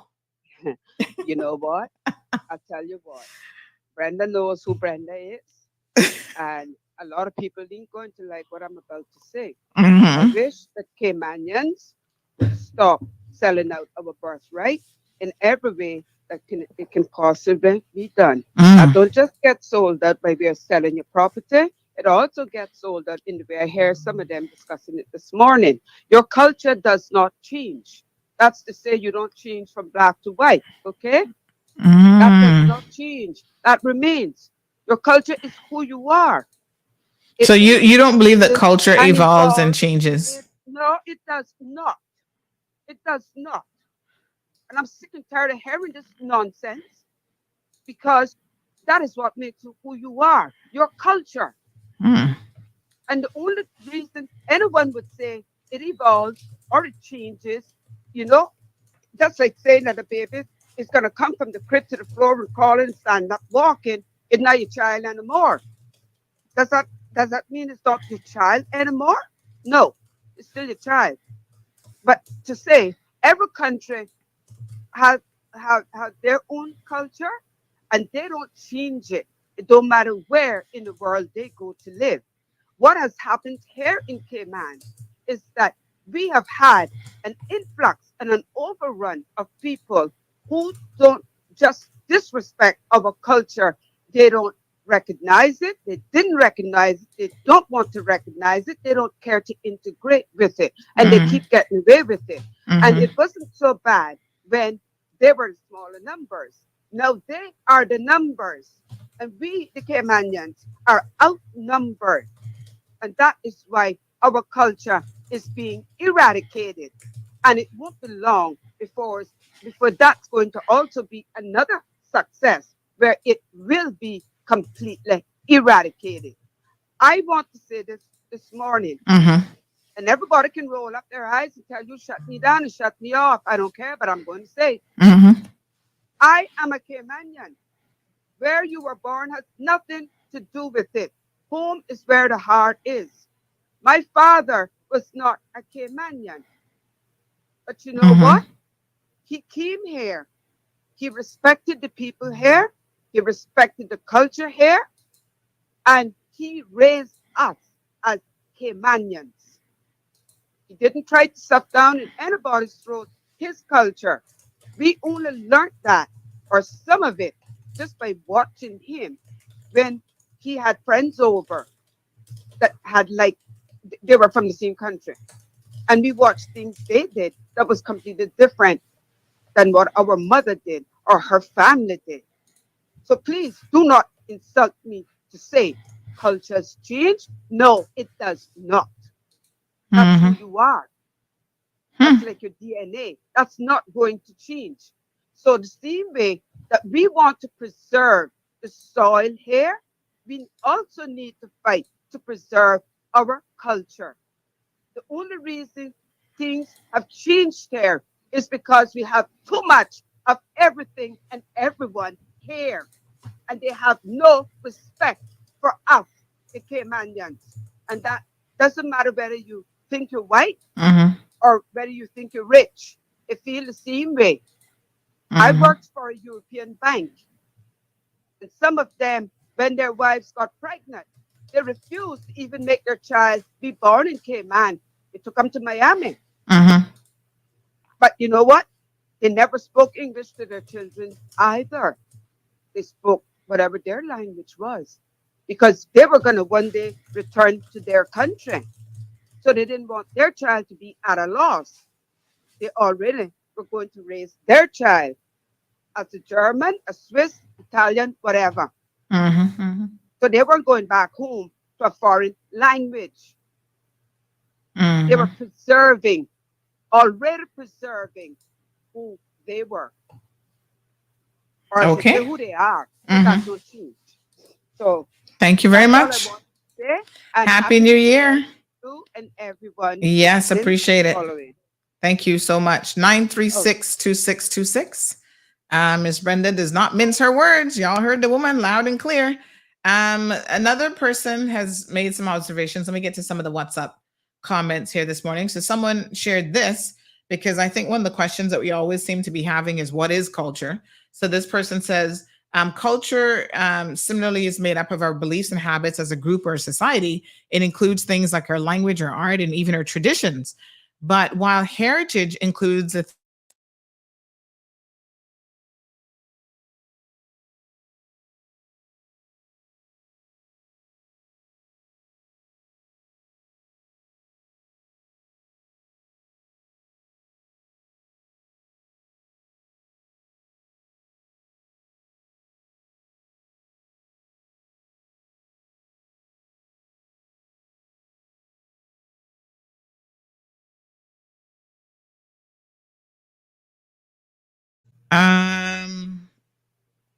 let me see. I'm aware of what's happening with the audio. Trust me, it is the bane of my existence at the moment.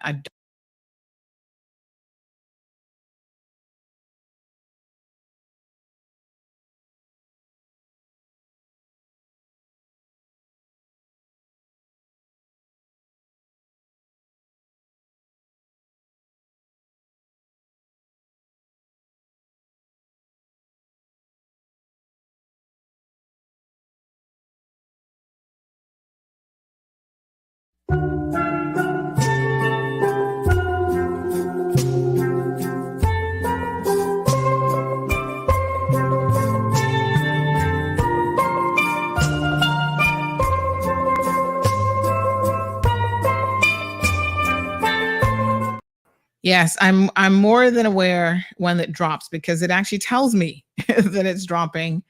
And folks, there is nothing, zero, zilch, nada that I can apparently do about it.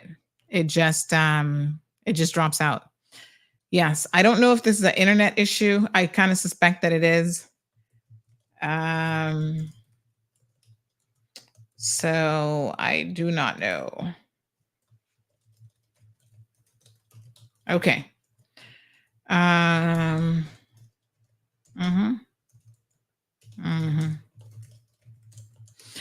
right, folks.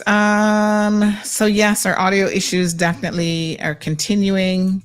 I wish I had a proper explanation or a fix, but I don't. But it does tell me that it's doing it. So sometimes I'm aware. Mm-hmm. Okay.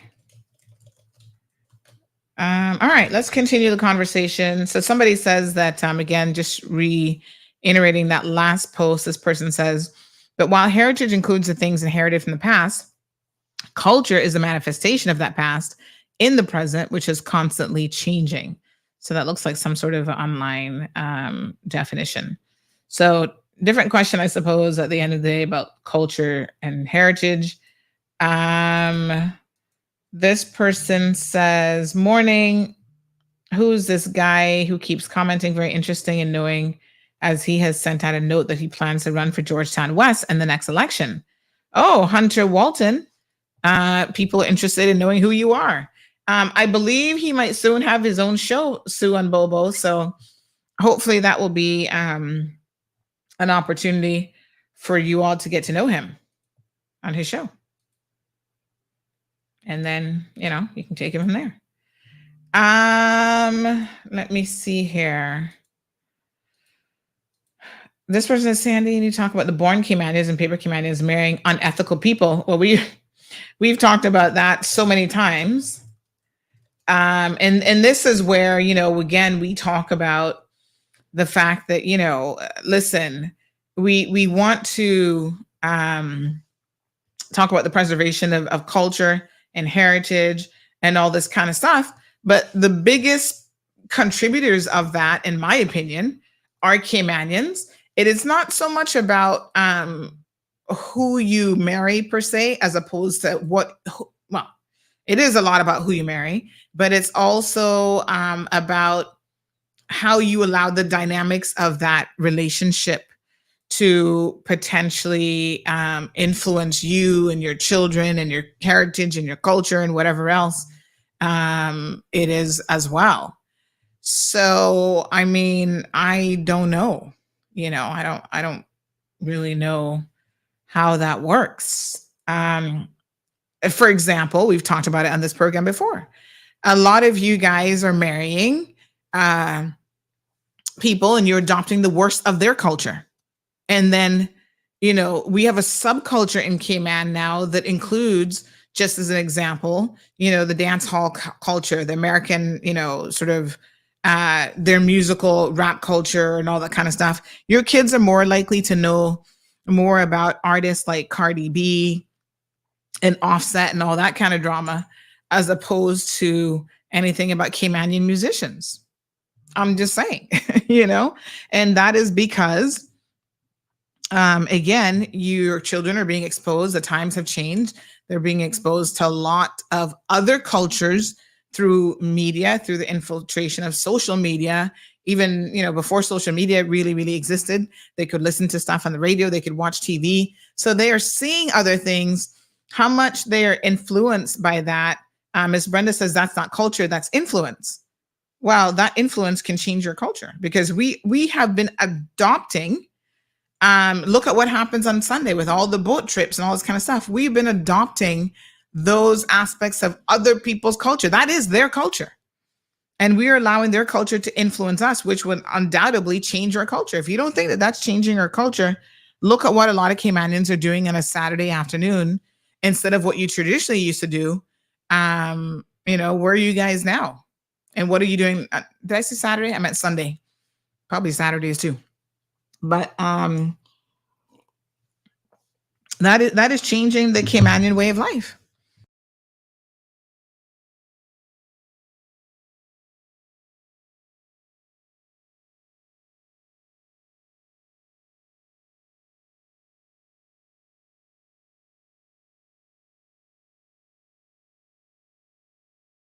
Or, I don't know how to explain it except to say that we seem to want to pick up the worst of other people and not the best of other people, which is quite unfortunate in my opinion. But there you have it. What are we going to do? You know, I certainly can't tell y'all who to marry. I mean, I kind of do try to tell y'all marry decent people. That's the only requirement, but you know, that's kind of hard for some of y'all to even know what that means. So this person says, we need to ask the question in reverse. How many Caymanians in Jamaica be accepted proclaiming that I am a Jamaican? A Caymanian who lives or has papers overseas will refer to themselves as in the US, I have a green card or I live in this country, or the next, they actually never identify as a native of that country. Well, let me say this to that listener. I think it depends on how you obtained it. So if you're a Caymanian that has lived, you know, in that country, grew up in that country, and acquired those pieces of paper, when someone asks you who you are, you're going to say that you're an American.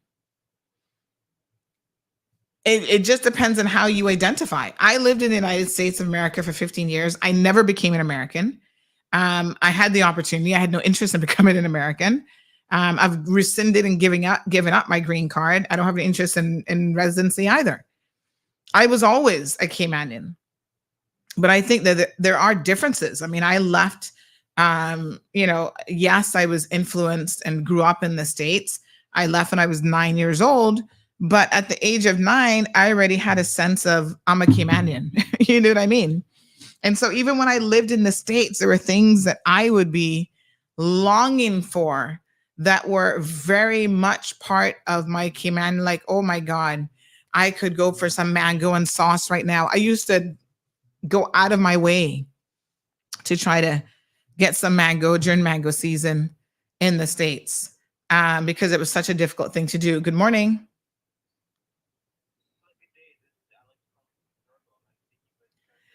Yes, I'm in the middle of a talk show right now, though. So can I get you to call me back in about an hour's time, Alex? Thank you so much. Okay, bye-bye. That was an overseas call, honey shell. So I had to get that one. I wasn't sure who it was. But yeah, you understand what I'm saying? Like, I think it just depends. I know a lot of, you know, foreign nationals who are Americans. And when you ask them, oh, you know, where are you from? Who are you? Whatever. They're like, I'm an American. So, I mean, I don't know. Everybody is, listen, that's why this is so complex, because I think everyone also has their individual thoughts on this as well. All right, so we're missing a little bird this morning, folks. We're going to post this up. I'll send this along to Misha to post on social media. If you're in the Savannah area, there's a little bird that's missing. It looks like one of those little parakeets. Oh, he's so cute.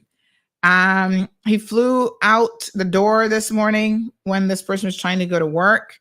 So keep an eye out. He's very tame, they said, hand-fed, and will come to the name Polly. Could you not be more creative with the name? All right, so Polly the parrot is missing. Little parakeet this morning. Here's what somebody else has to say. This person's actually Jamaican, but has, you know, Cayman status, has been a contributor to this community for a long time, business person, et cetera, et cetera. So she says, oh gosh, let me try and find the message now. Hold on. I saw this message come in this morning. Oh yes. She says, good morning, sis. Happy New Year. My opinion on this matter is that everyone who comes here and obtains Cayman status must be referred to as a status holder. Caymanian are the indigenous people of these islands. And then later on at 8:13, I don't know what caller was on, she says, I do not agree with that caller. We are not one. Expats who come here are not Caymanians, and plenty of them come here with bad behavior. That is a big difference. And again, that's from a Jamaican who's been in Cayman a really long time. This other person says people complain what they let in their country, but then let the world in their homes via Netflix and the internet. How many young children are getting their stimulus from people, and how many from a screen?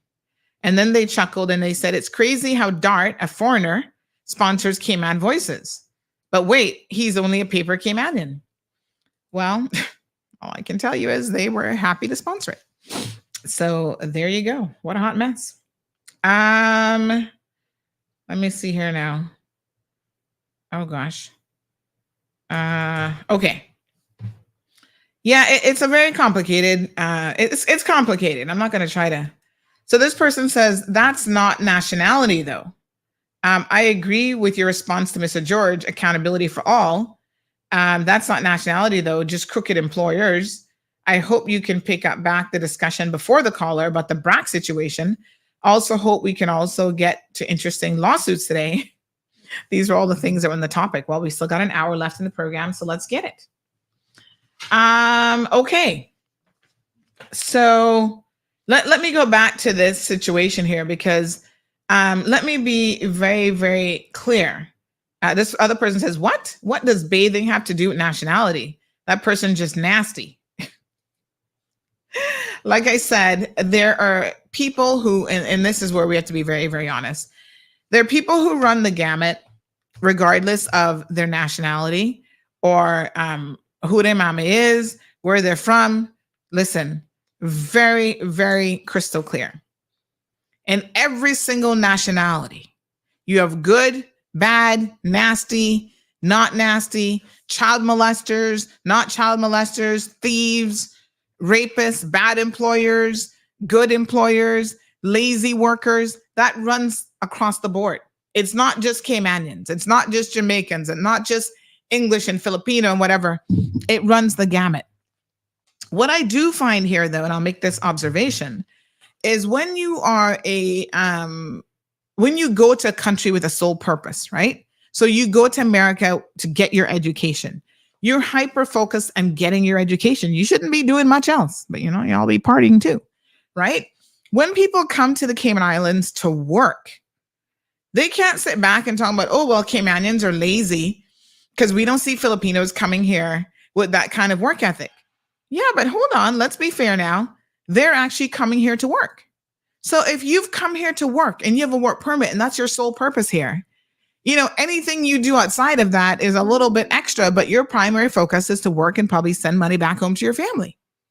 So if you're going to do that for a couple of years, right, that's your focus. Caymanians are not always on that same vibe. This is your country. You live here. You work, you are integrated into the community, you do other things other than work, you go to church, you might have community groups that you're involved in. And so it is much more noticeable, in my opinion, to see quote unquote lazy Caymanians in their own country. You don't think if I go to America, I see lazy, no good Americans on the side of the street who don't want to work, who would rather beg? They're there too. So, I think we have to be very, very cautious about these types of generalizations because they don't apply across the board. And I think that in the context of workers in particular, it is easier to highlight Caymanians, again, who are doing the wrong thing because, it's not like they're going to another country with just a sole focus of, okay, I need to focus and just work and that's what I'm here for and nothing else. Having said that, I'm not impressed with Caymanians who give us a bad name. I feel more upset when a Caymanian breaks the law because this is our country. And if we are doing things to bring this country down into the dogs and to, just destroy our own country, that says so much about us. Now, I don't want anybody else doing it, and I don't believe anybody else should do it, especially when you've had the privilege of being accepted in this community. But we need to set the bar. We need to set the standard. So maybe I'm equally insulted by both, but I take a little bit more personal when a Caymanian does it. So this BRAC situation with this compulsory acquisition, I didn't get to finish it yesterday. And I know Miss Charlene was a little bit confused. For the sake of anybody who doesn't have all the facts, I said to myself after the show yesterday, Sandy, you believe in facts and you believe in receipts. Go and get your receipts about this situation. Know what you are talking about.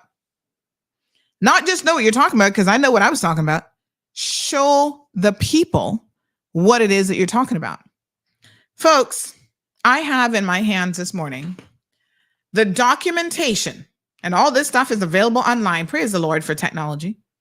That is going to show all of you why Mr. Raymond Irvin Scott of West End Cayman BRAC has fallen into such a situation with his property and really bring home the question why politicians are encouraging bad behavior.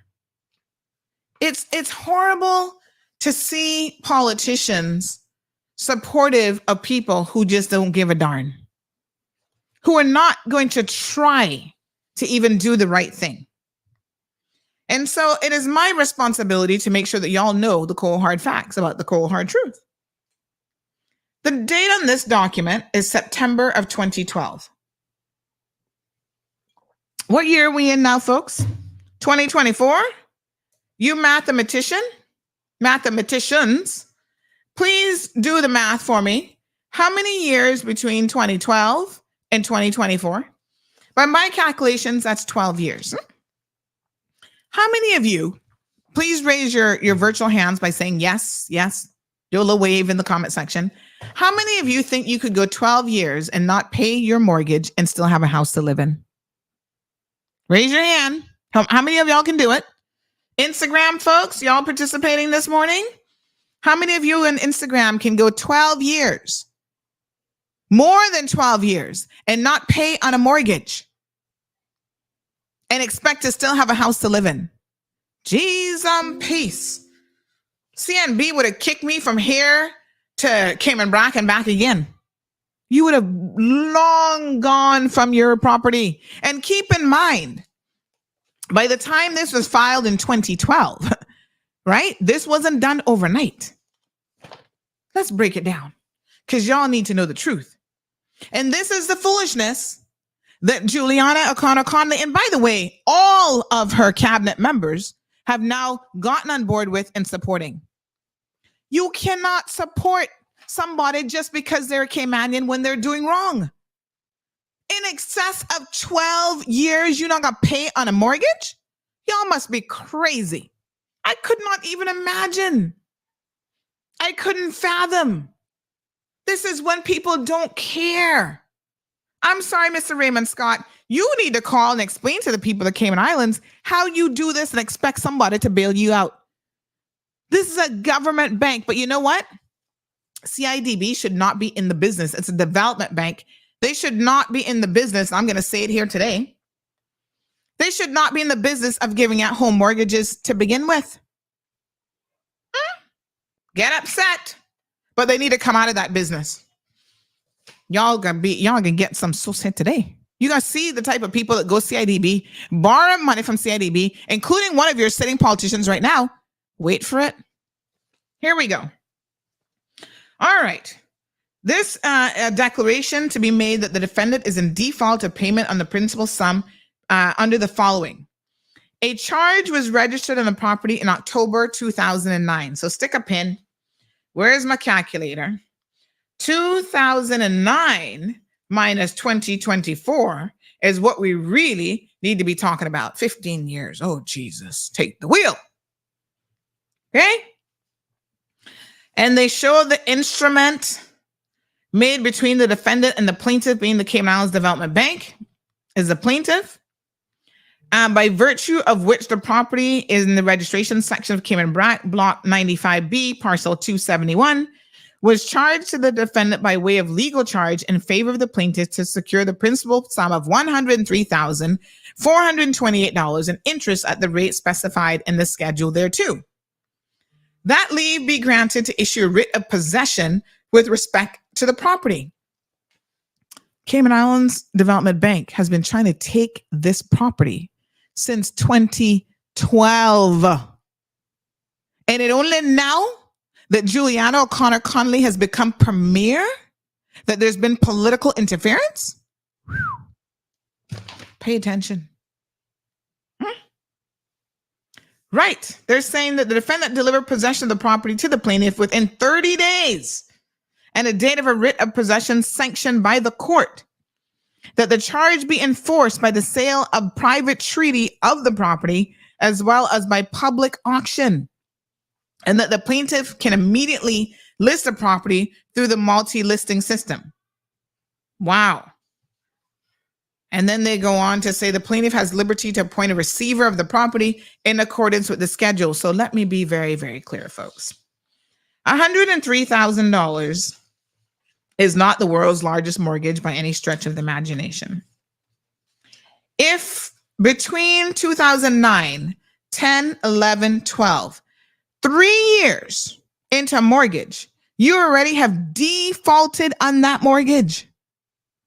Understand what it takes to get there. These banks don't really want to take your property, especially not in Cayman Brac, I can tell you that. Right?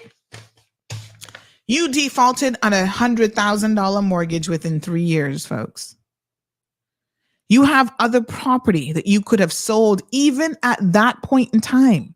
We can get to why he refuses to sell the property now. But back in 2012, the man had other property that he could have sold to pay off the debt here, and he refused to do so. When MPs interfere in commercial transactions and government-ran entities, yes, in order to curry political favor with their constituents, I have a problem with that. Especially when the constituents have proven time and time again, see the documents, yes, so? When they have proven that they are not even worthy of the help. For the past 15 years, Juliana O'Connor Conley was already in for about 10 of those 15 years. 10 years before that, right? Tell me something. She really wanted to help this man. She could have loaned him this money herself. She makes enough. She could have helped him make these monthly payments. Why wait? When was the last time that she was premier? Y'all remember when that was? Somebody look that up for me, honey chill. Right? Why wait until now that you become premier? You go before cabinet, you make arguments all of a sudden. Oh, we need to acquire this land. Let me tell you something. This is such a fraudulent situation that if this woman isn't arrested for this, as far as I'm concerned, all of cabinet, they want to talk about, collective responsibility. You know, we have to go with decisions that are made. Really? Then you should all be arrested, in my honest opinion. Every single MP. And I don't care if I like you or not, because I do like some of y'all. And I think some of y'all doing a fine job. But for this kind of stupidity, this demonstrates your lack of competence. I have spoken to some of them, and they can't even explain to me what it is that is going to take place here. I said, wait a minute. How is this going to work? Government acquires his property, compulsory acquisition. He still has to get out, doesn't he?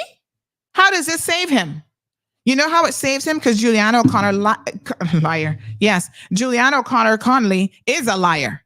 She has no intention of putting in expanding no grave site. How does that help the man? Is that still not taking his property? Let's look at it. See the property here? See where the West End Cemetery is? West End Post Office? And you see where he is. How is this going to help him? I mean, tell me the truth now. How on earth is this going to help this man?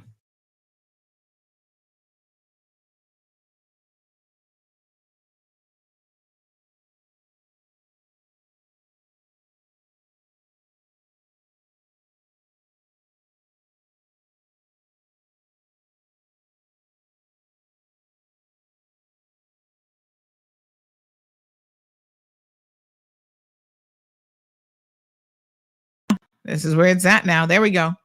Not only has he refused to let go other property. Hold on one second. I think remember this new TV that we have in the back here? I'm wondering if this might actually be the problem. Give me one quick second. I'm going to try something here. One quick second. Because I don't want no interference with what I'm going to say next, because I'm not currying no favor with nobody. Hold on. 1 second there, good folks.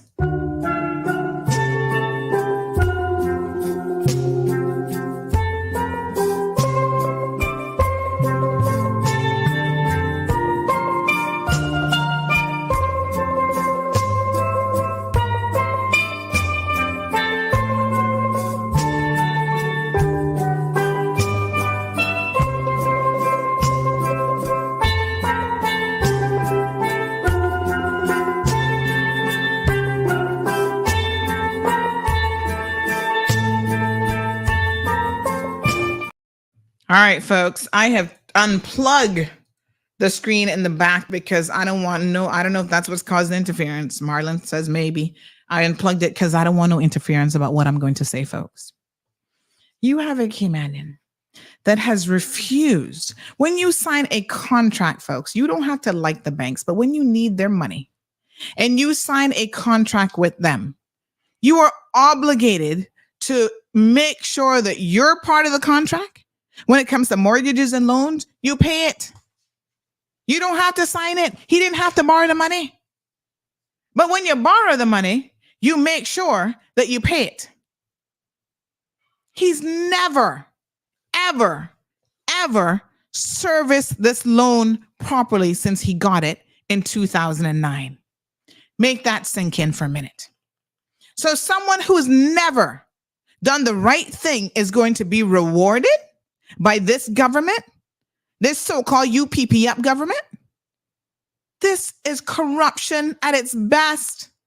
And every single member of cabinet who sit back and allow this to happen and not ask the pertinent questions needs to answer to we, the people here today. And I'm going to call them all out. Ministers, Kenneth Bryan, J. E. Banks, Andre E. Banks, what her name is again? Kathy Wilkes, Sabrina Turner. Who else is a minister? Juliana O'Connor Conley. Oh, she don't care. Who else is there? Oh God, who am I missing? John Dwayne Seymour. Is there anybody else? That's all the ministers? Did I miss anybody? Oh, no, she's not a minister. That's it, right?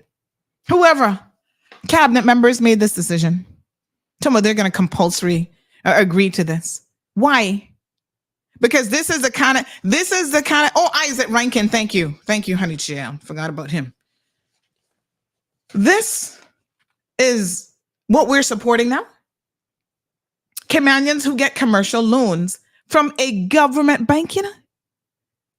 Let me tell y'all something. The government bank is broke. They don't have the money. If you go back and you have a look at all of the loans that people have defaulted on over the years with CIDB, and bless the little hearts of the management over there, there's been way too much political interference. Yes, in this whole situation, from the word jump, we've allowed political interference from day one. That's why people, especially during UDP,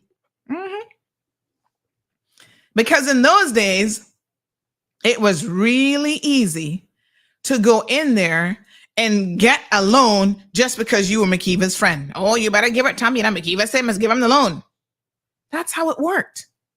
And that is why that bank is always in the red to the tune of millions of dollars. So not only have they interfered with a commercial situation right here where there is no legitimate reason to do so, they're now encouraging other people, when you think about it, to default with the government-owned bank, and there will be no consequences for not paying a loan for 15 years. We pay for entities like the Cayman Islands Development Bank when they have no money. The millions of dollars, if they're in the red by even $1 million, where do you think that money comes from? We have to pay for that. That's another $1 million that could have been put in youth programs and youth scholarships, helping young people who are actually out there trying to do better with their lives. And that's not happening because of political interference in situations like this. This man is going around telling people, let me tell you how ridiculous Raymond Scott is. Now, I don't know the man, right? So I am not trying to be disrespectful in any way, shape, or form, but I'm here to tell the truth. And I hear the things that he is saying. Hear where he go around telling people. Hear the ignorance that Juliana and all other cabinet members are now supporting. He has gone around telling people that, hold on here now.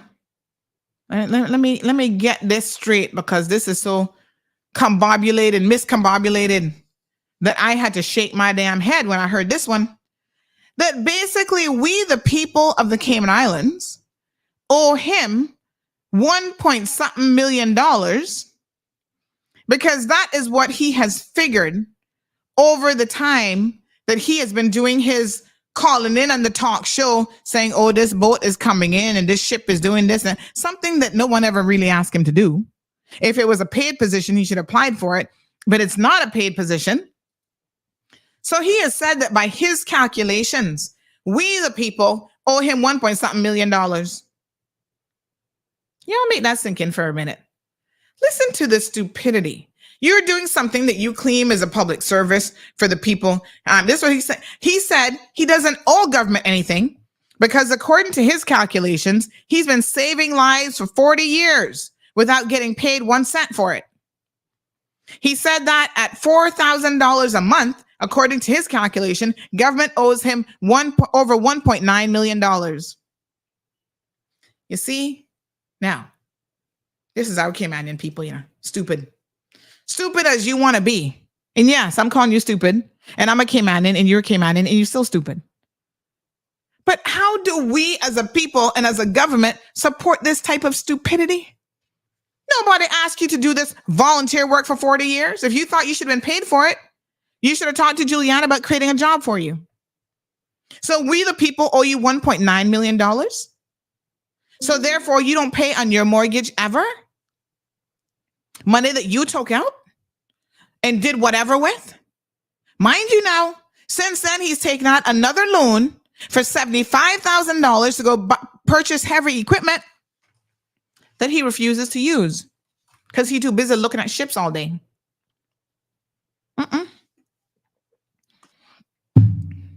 You see, folks, as a Caymanian, I'm insulted when I get up every single day and I have to work hard to make sure that I can pay C&B my friggin' mortgage.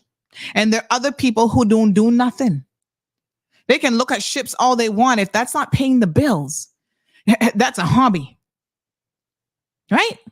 And then they are rewarded by politicians for doing the wrong thing. You know how many Caymanians have lost their homes because they got cancer? They had an illness, like some legitimate reason.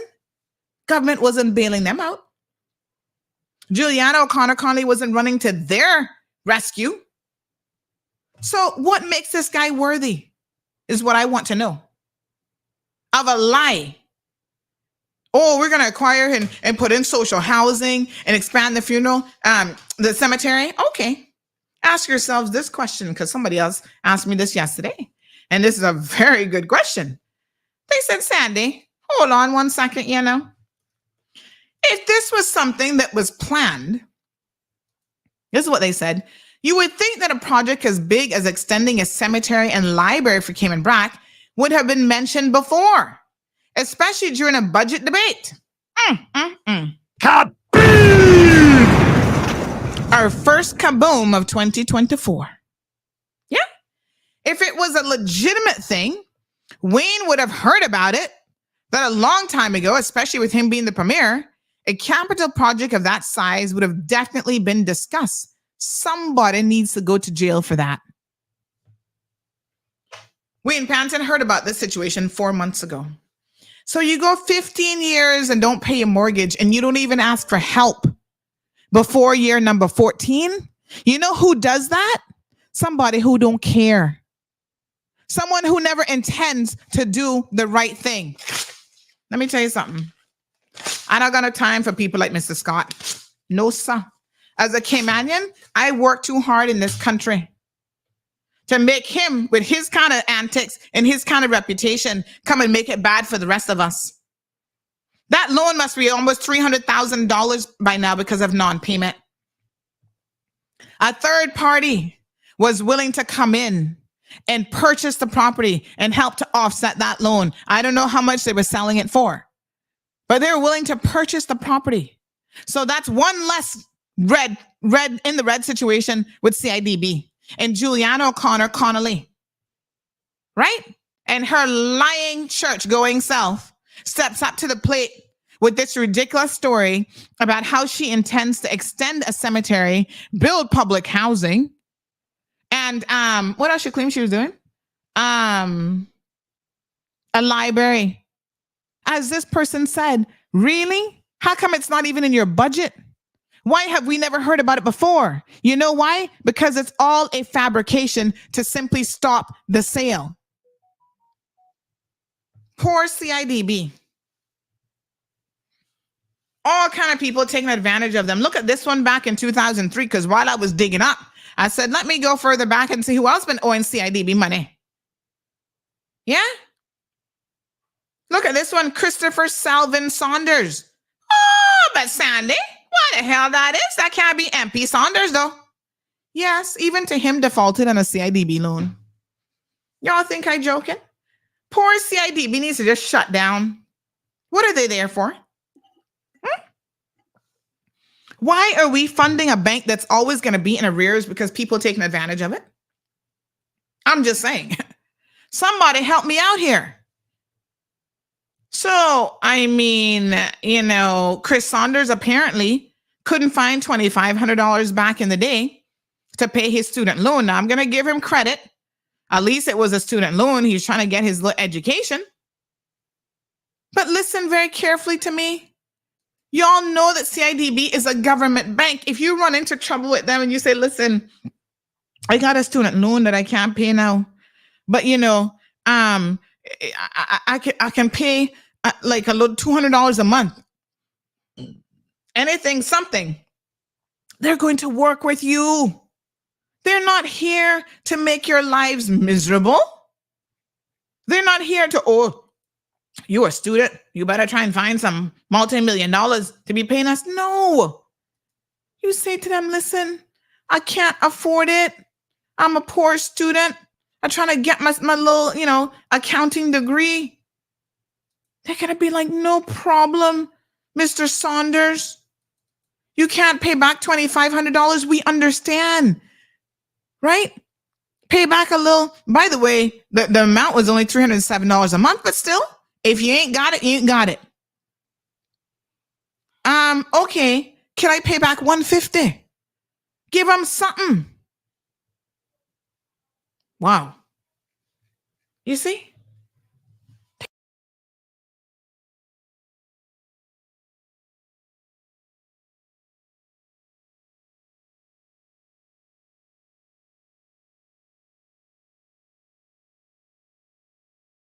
In 2002 started to default on the loan. Only $2,500 left.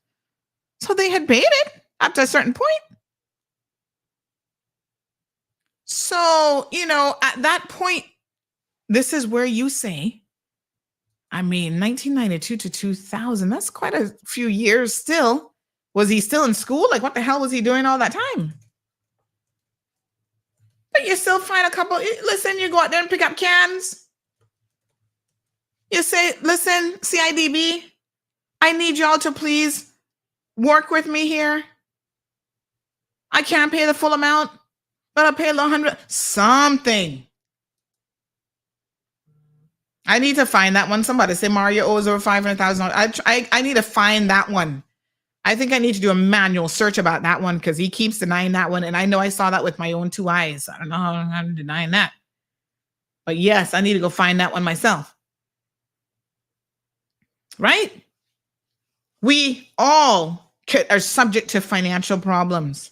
What I will say is that CIDB, because they are a government bank, they do not go after you lightly.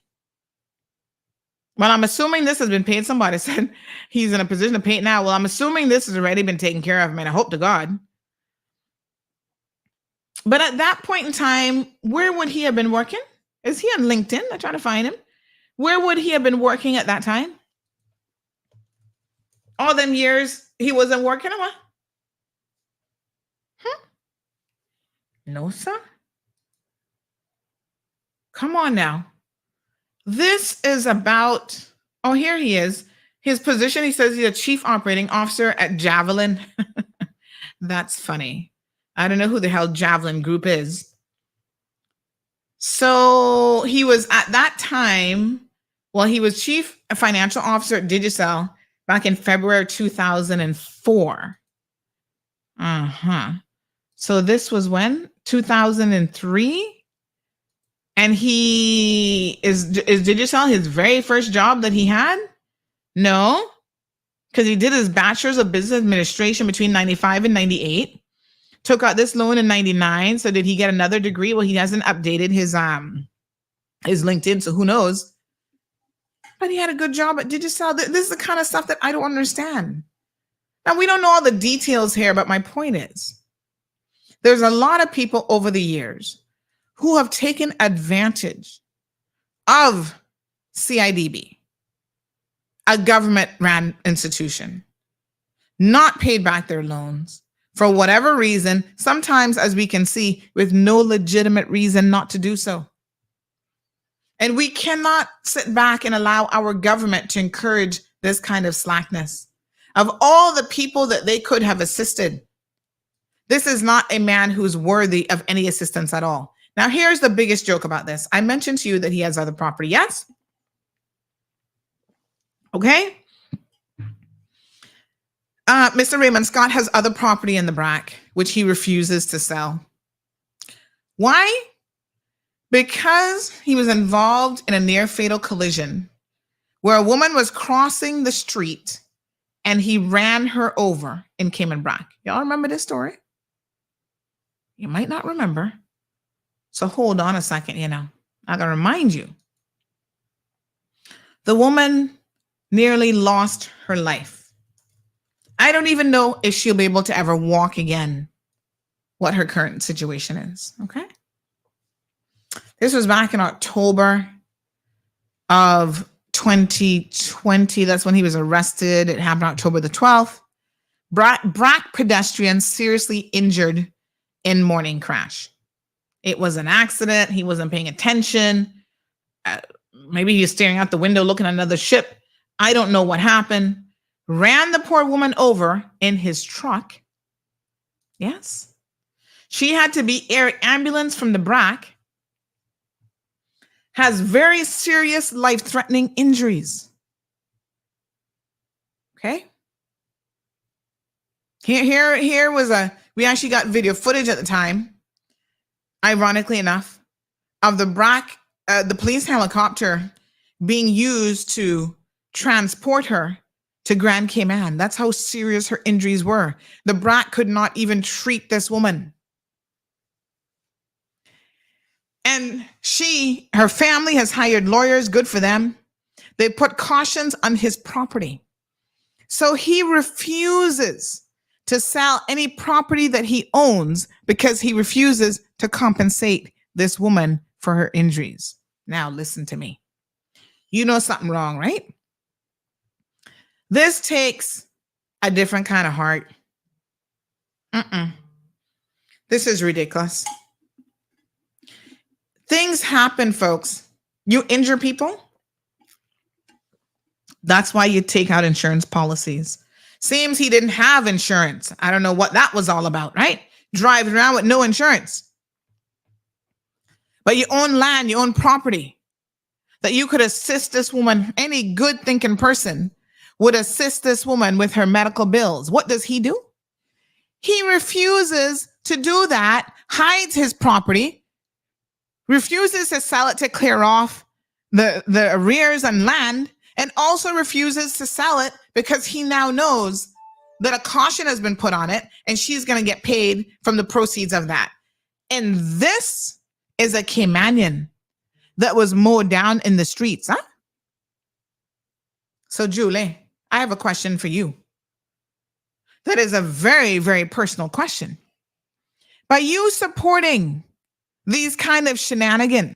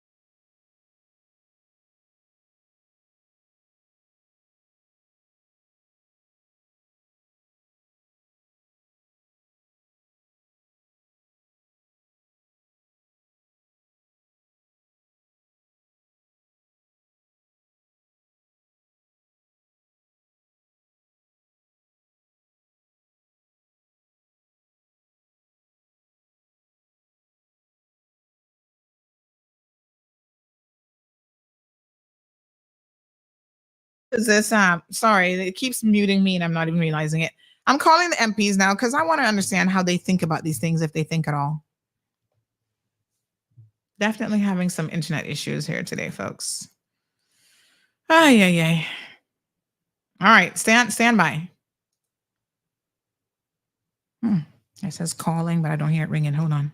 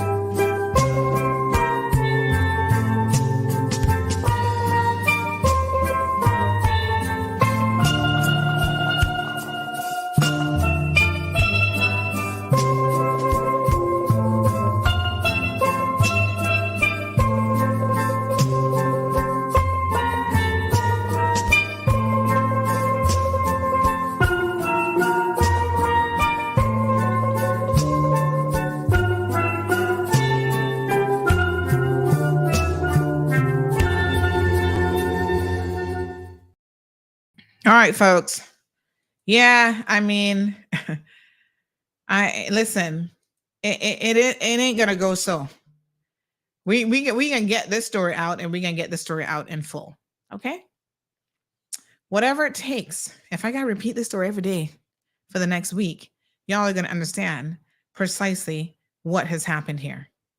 All right. Are we live on radio? Okay. So listen. Let me pull up. Oh yeah, don't worry, Miss Darlene McKenzie says Sandy will return. Oh yes, honey child. Somebody said Devil trying to work hard today. Well, he have to work overtime because he's still not getting nowhere. I was trying to call Kenneth, the honorable minister. 1 second. Let me call him. I feel like he's the most likely person to answer the phone, but we'll see. Okay, let's see. Mute gone again. This is so utterly ridiculous. Oh my God.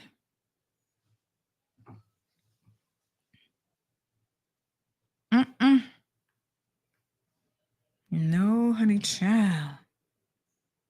Well, he's not answering. All right, hold on. Let's check Minister J.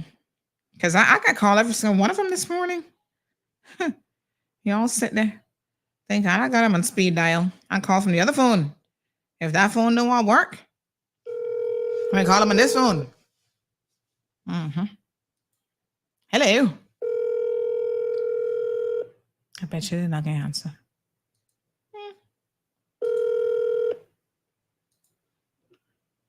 Hello. Minister J. Ebanks, Happy New Year. Happy New Year to you too, ma'am. We're live on radio because I have a question for you. Okay. All right. I just tore up this paper. Lord, I guess I shouldn't have torn it up yet. But I have some documents in my hand dating back to 2012 regarding a piece of property in Cayman Brac belonging to a Raymond Irvin Scott. You familiar with Mr. Scott, Mr. Raymond Scott? Mr. Raymond Scott. Yes, I know what you're talking about, yeah. Yeah, so Cabinet recently made a decision to have the Solicitor General step in and stop at the acquisition of his property in the Brac that's been in arrears for, it looks like about 15 years now. How much did you know about this decision or this situation before you decided to vote? Can you tell us how this played out in Cabinet? Because obviously it was a collective decision to support this acquisition, right?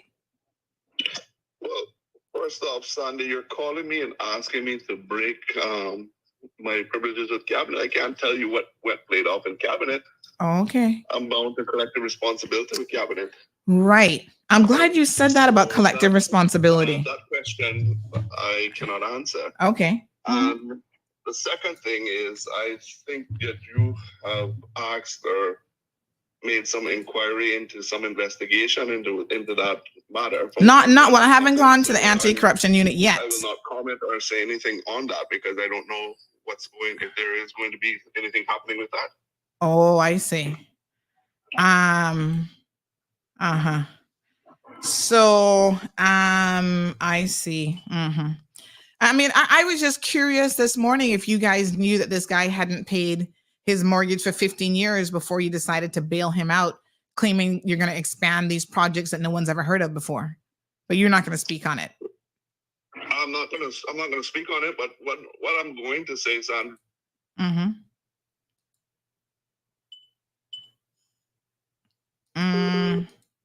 Hold on. Even that connection's bad. Hold on. It says reconnecting. It's a WhatsApp call.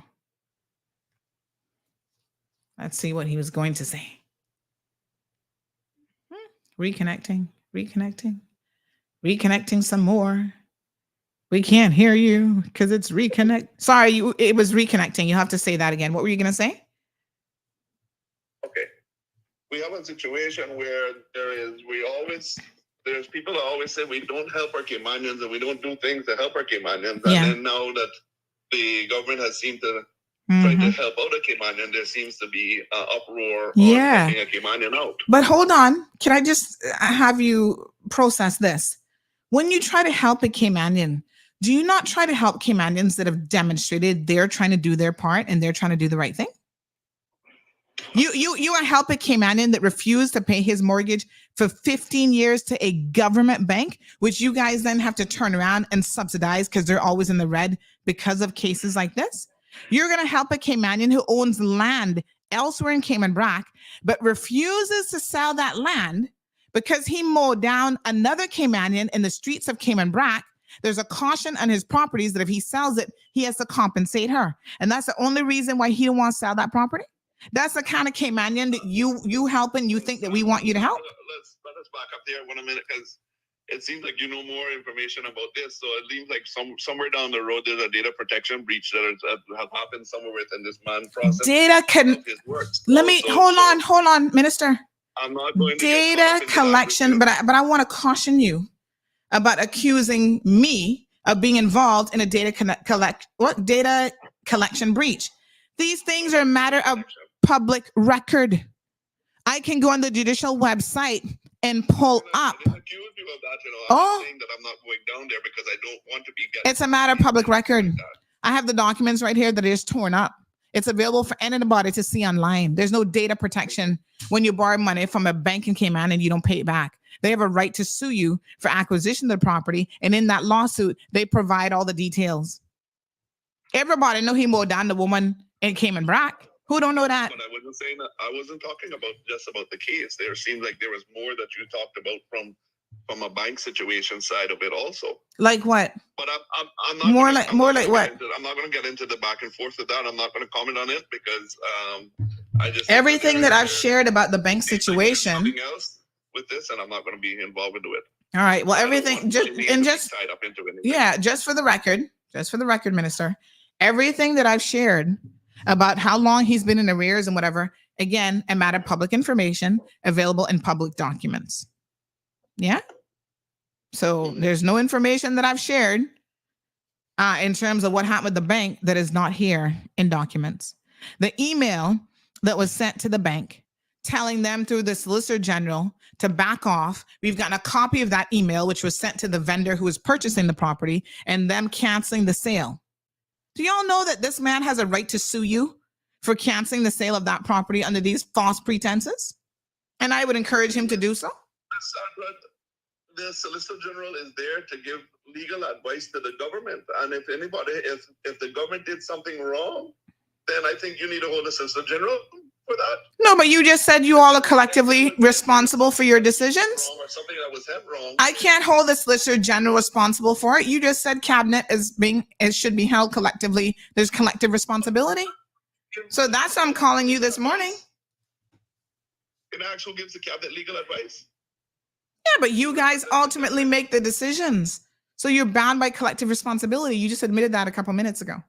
Yes, we were. So if you know I'm bound by collective responsibility, why would you call me and ask me those questions? Because I intend to call all ministers to try to understand what went through your heads when you made the decision. Or Julie, just put it on the table and you just agreed to it because she's a new leader and you do whatever she says. Well, let me tell you first off, I'm not that type of person to do what anybody says. Anytime I make a decision, I make it on behalf of my people in Northside and my own self. So how does this benefit the Caymanian people? Well, Pat wants to know. I can guarantee you, tell you that nobody tells me what to do. So you can ask Mr. Bannon that too for himself. He can actually contest to that. Well, then this is a question. Pat wants to know, can all Caymanians who are in arrears on their mortgage submit this for government assistance? Will y'all acquire, I've got a property now. I don't want to pay the mortgage on it anymore. So I'm going to stop paying the mortgage. Will y'all bail me out? Will you bail out Pat? Will you bail out all Caymanians? Well, maybe you should write to the government and ask them. Write to the government? Minister of Finance. I'll let you take a look at it from there. Lord All Jesus. I'm saying is that if it was a situation that you're saying, I could even get. Let me tell you this, Minister. I just purchased some investment property. Yes, the Minister of Finance, Mr. Former Premier, Mr. Wayne Panton, when I went to him and I said, hey, as a Caymanian, can I get anything on the duty? He said, no, Sandy, because we're trying to help Caymanians who are purchasing property beneath a certain threshold. Unfortunately, you're now at the stage where we would like for Caymanians to go, which means we, the government, aren't even going to help you with stamp duty. Sorry, but hope you understand. That's how he was applying the law. He wants to help Caymanians who are actually deserving of help. That means that you're over the threshold limit. Yes. And so he was not going to bend any laws for me or give me any special favors or anything of the sort. Although technically he has the discretion to do so, he still wouldn't do it. Well, why would he do it if we just passed a policy, Sandra? This was before that policy was passed. That was just done, right? This was before then. And he still wasn't willing to do it. He said this goes against the vein of what we're trying to do with stamp duty. We want to help Caymanians of a particular threshold. And that's why we've set the amounts to this amount, etc. So my question is, if that's what this government is supposed to be about, which is a different government now, right? Is a threshold not to help Caymanians who are trying to help themselves and who actually service a loan? You've just helped somebody who's never serviced his loan properly. Go read the documents from 2009 when he got the loan. 3 years later, they were ready in court with papers trying to take the property. Since then, another 15 years or 12 years or whatever has passed, and he still has never paid on the loan. And he's gone and taken out a $75,000 loan for heavy equipment. This is someone who's mismanaging his finances, but yet this is who the government wants to save? Well, as I said before, Sandra, it seems like you know a lot more about this than Well, that means that you cabinet members weren't asking any questions if I know more than you. I'm not going to get into the whole conversation about this plan, anything about this plan here. All right, Minister. So what I would tell you that if if there is a problem that you find that you think that was done wrong, then you should make a report to Yes. General, Yes, most definitely. ask for an investigation into it. Yeah, not the Solicitor General, it's the Anti-Corruption Unit. But yes, that will be done. That will definitely be done. Well, okay, then that's what you said before. So why would you ask me to come and comment on something that you already have and are going forward with? No, because but you're a representative of the people. We can't ask you questions. You're asking me to comment on something then that you want me to get tied into it, that an investigation will go back and look and say, oh, Mr. Eubank said this on her show at that date and time. Well, it's absolutely not. You would not get me down that rabbit hole with you. But I mean, but Minister, if it's the truth, you have something else to talk about today, let us go and move on to another well, conversation. But we will not. Actually, since I have you on the phone, there is something else I want to talk about. But I'm just saying, when it's the truth, does it matter? I mean, we're just asking you for the truth of how this decision was even made. But anyway, let's leave it alone since you feel a way about answering it. That's no problem. May I ask you something specific to your portfolio? Sure. Is there any truth to this rumor that has been in circulation that there's a big shakeup over at the National Housing Trust? There's a big shakeup over at National Housing Trust. When you say a big shakeup, can you define what you're talking about? Big shakeup. Oh, yes, sir. Has anybody been terminated that works for the National Housing Trust? I must say nobody's been terminated, and I know of an individual that has resigned and left the trust. Who is that individual? The previous director. So the director, Mr. Ramos, has resigned and left the trust? Yes. And he resigned of his free will and free volition? There was no tender your resignation type of message? I would tell you, Ms. Sandra, if you want to find out more information with it, you can FOI it and put it in, and all the information can be clear to you. Okay. Is there anything going on with the National Housing Trust Board? Are they still intact? As far as I know, at least I haven't had any resignation letters from anyone. Oh, okay. All right. And there's no question marks about some $5 million and misappropriation of funds, or not quite knowing where the money has gone, and the West Bay project delayed. Any of those things coming across your desk as of late? Nothing of anything like that. Okay.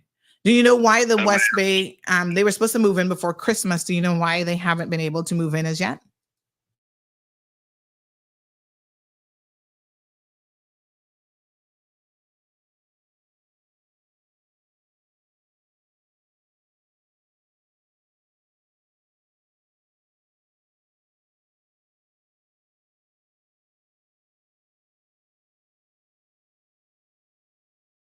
Did the director resign and leave?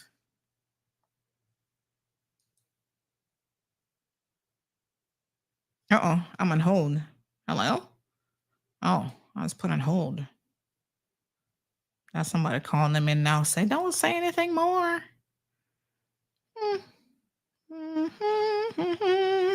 Hello? Minister? Hi. Sorry, my phone is blowing up. Yeah, I'm sure it is. So I was just wondering, when did he resign and leave? I think it was just within the December time here, just recently. So how would that have, delayed the project in West Bay? As I said, Sandra, if you want, you can put FOI in and you can have all the information there. Oh, I see. All right, my dear child, honey child. Thank you so much, Minister. Appreciate you answering the call today. Thank you. You have a wonderful day. You too. Okay, dear. Bye-bye. Well, lots of questions. So Mr. Julio Ramos has resigned, folks. You're hearing it first here on the Cold Hard Truth from the National Housing Trust. And there's some kind of story around that situation. So apparently we have to put in an FOI. Here, the biggest joke now about FOI. This is how these governments are getting, governments and boards and everybody else is getting around the FOI situation. Listen carefully to what they do. In particular, the board over at the port. They're a perfect example of this. Yeah? They will say, don't put, I'm saying this, but don't put that in the minutes. Because what's in the minutes can't be FOI'd. My Caymanian people, we have to stamp out corruption. We put FOI in place.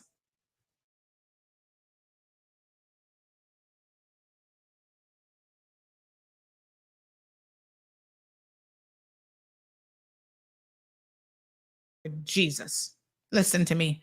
This audio gonna make me have to go into overtime and cuss, already the first week of the new year, but I'm not gonna do it. The devil not get me frustrated yet today. Hear me good. They are frustrating the FOI process. They're circumventing it, right? And when they are doing so, it is a disgrace to the very thought of FOI.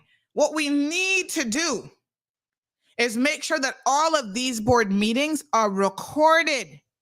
There's an audio recording so that the minutes that are then produced accurately reflect what is happening at these meetings. It should not be the case that a board member can say, Miss Jackie over at the port, I'm now talking to you. Oh, don't put those in the minutes. You make contributions, you say things, and then you don't want it reflected in the minutes. Excuse me. That should not be permitted. Minutes are supposed to be an accurate reflection of what has transpired. When you have board members who don't want the things that they say to be taken down and recorded, you better ask yourselves why. What is it that you're saying so that cannot be reflected and recorded in the minutes? All right. 2024 is going to be a year of accountability for everybody. We're going to start at the top and work our way down. You want to be on a government board? Well, I feel sorry for you, because that means that you have certain obligations to the people of this good country. Some of you are being compensated quite well, in fact, but you cannot sit on a board, yes, and not expect to be held accountable. We got to do some flushing out here today and straight into 2024. It's as simple as that. So, shake up over at National Housing Trust. A guy who has been there for all these years just up and resigns? I find that hard to believe that that would even be anywhere near the full story. Anyway, more to come on that note. Everything is FOI it. What's the point of FOIing it when we know that the FOI is not going to reflect because y'all hiding emails? You don't want to put stuff in emails. You don't want to say stuff in board minutes. You don't want to do this. You don't want to do that because you're trying to hide information. So, it's easy. It's easy to say FOI it because everybody now knows that FOI is turning into a big joke in this country. More on that tomorrow. Folks, welcome to 2024, honey chill. That's all I can tell you. Y'all have a good day. I got to take my international callers. Don't be calling me back. That's business because I got to work because I have a mortgage to pay. Nobody ain't coming to bail me out and nobody ain't coming to bail you out. So get up, honey child. Go to work. Do your part. And then the lazy ones who don't want do their part, apparently they're going to be getting a pass, but not under our watch. I'll keep y'all updated because I fully intend. I guess they all heard my comments that I'm going to the anti-corruption unit. Yes, I'm going to do that. Miss Sue says one big mess. You can believe it. It's my responsibility and my role as a citizen of this country to make sure that we're all kept accountable. And since that ain't happening, guess what? Honey child. I'm gonna go and do what I gotta do. All right, good people. Y'all be good. Until tomorrow. Mañana, what's tomorrow? Thursday and then Friday. My gosh, the week has gone by so quickly. Y'all be nice. And we'll see you tomorrow morning. Thank you for tuning in to another episode of The Cold Hard Truth on Bobo 89.1 FM. Cayman's #1 talk show is live weekdays from 7:30 a.m. Never miss an episode again. Watch anytime on CMR's Facebook and YouTube channels for the latest show episodes. Don't forget to follow us online on our social media channels and visit CaymanMarlRoad.com for all the latest news and community happenings.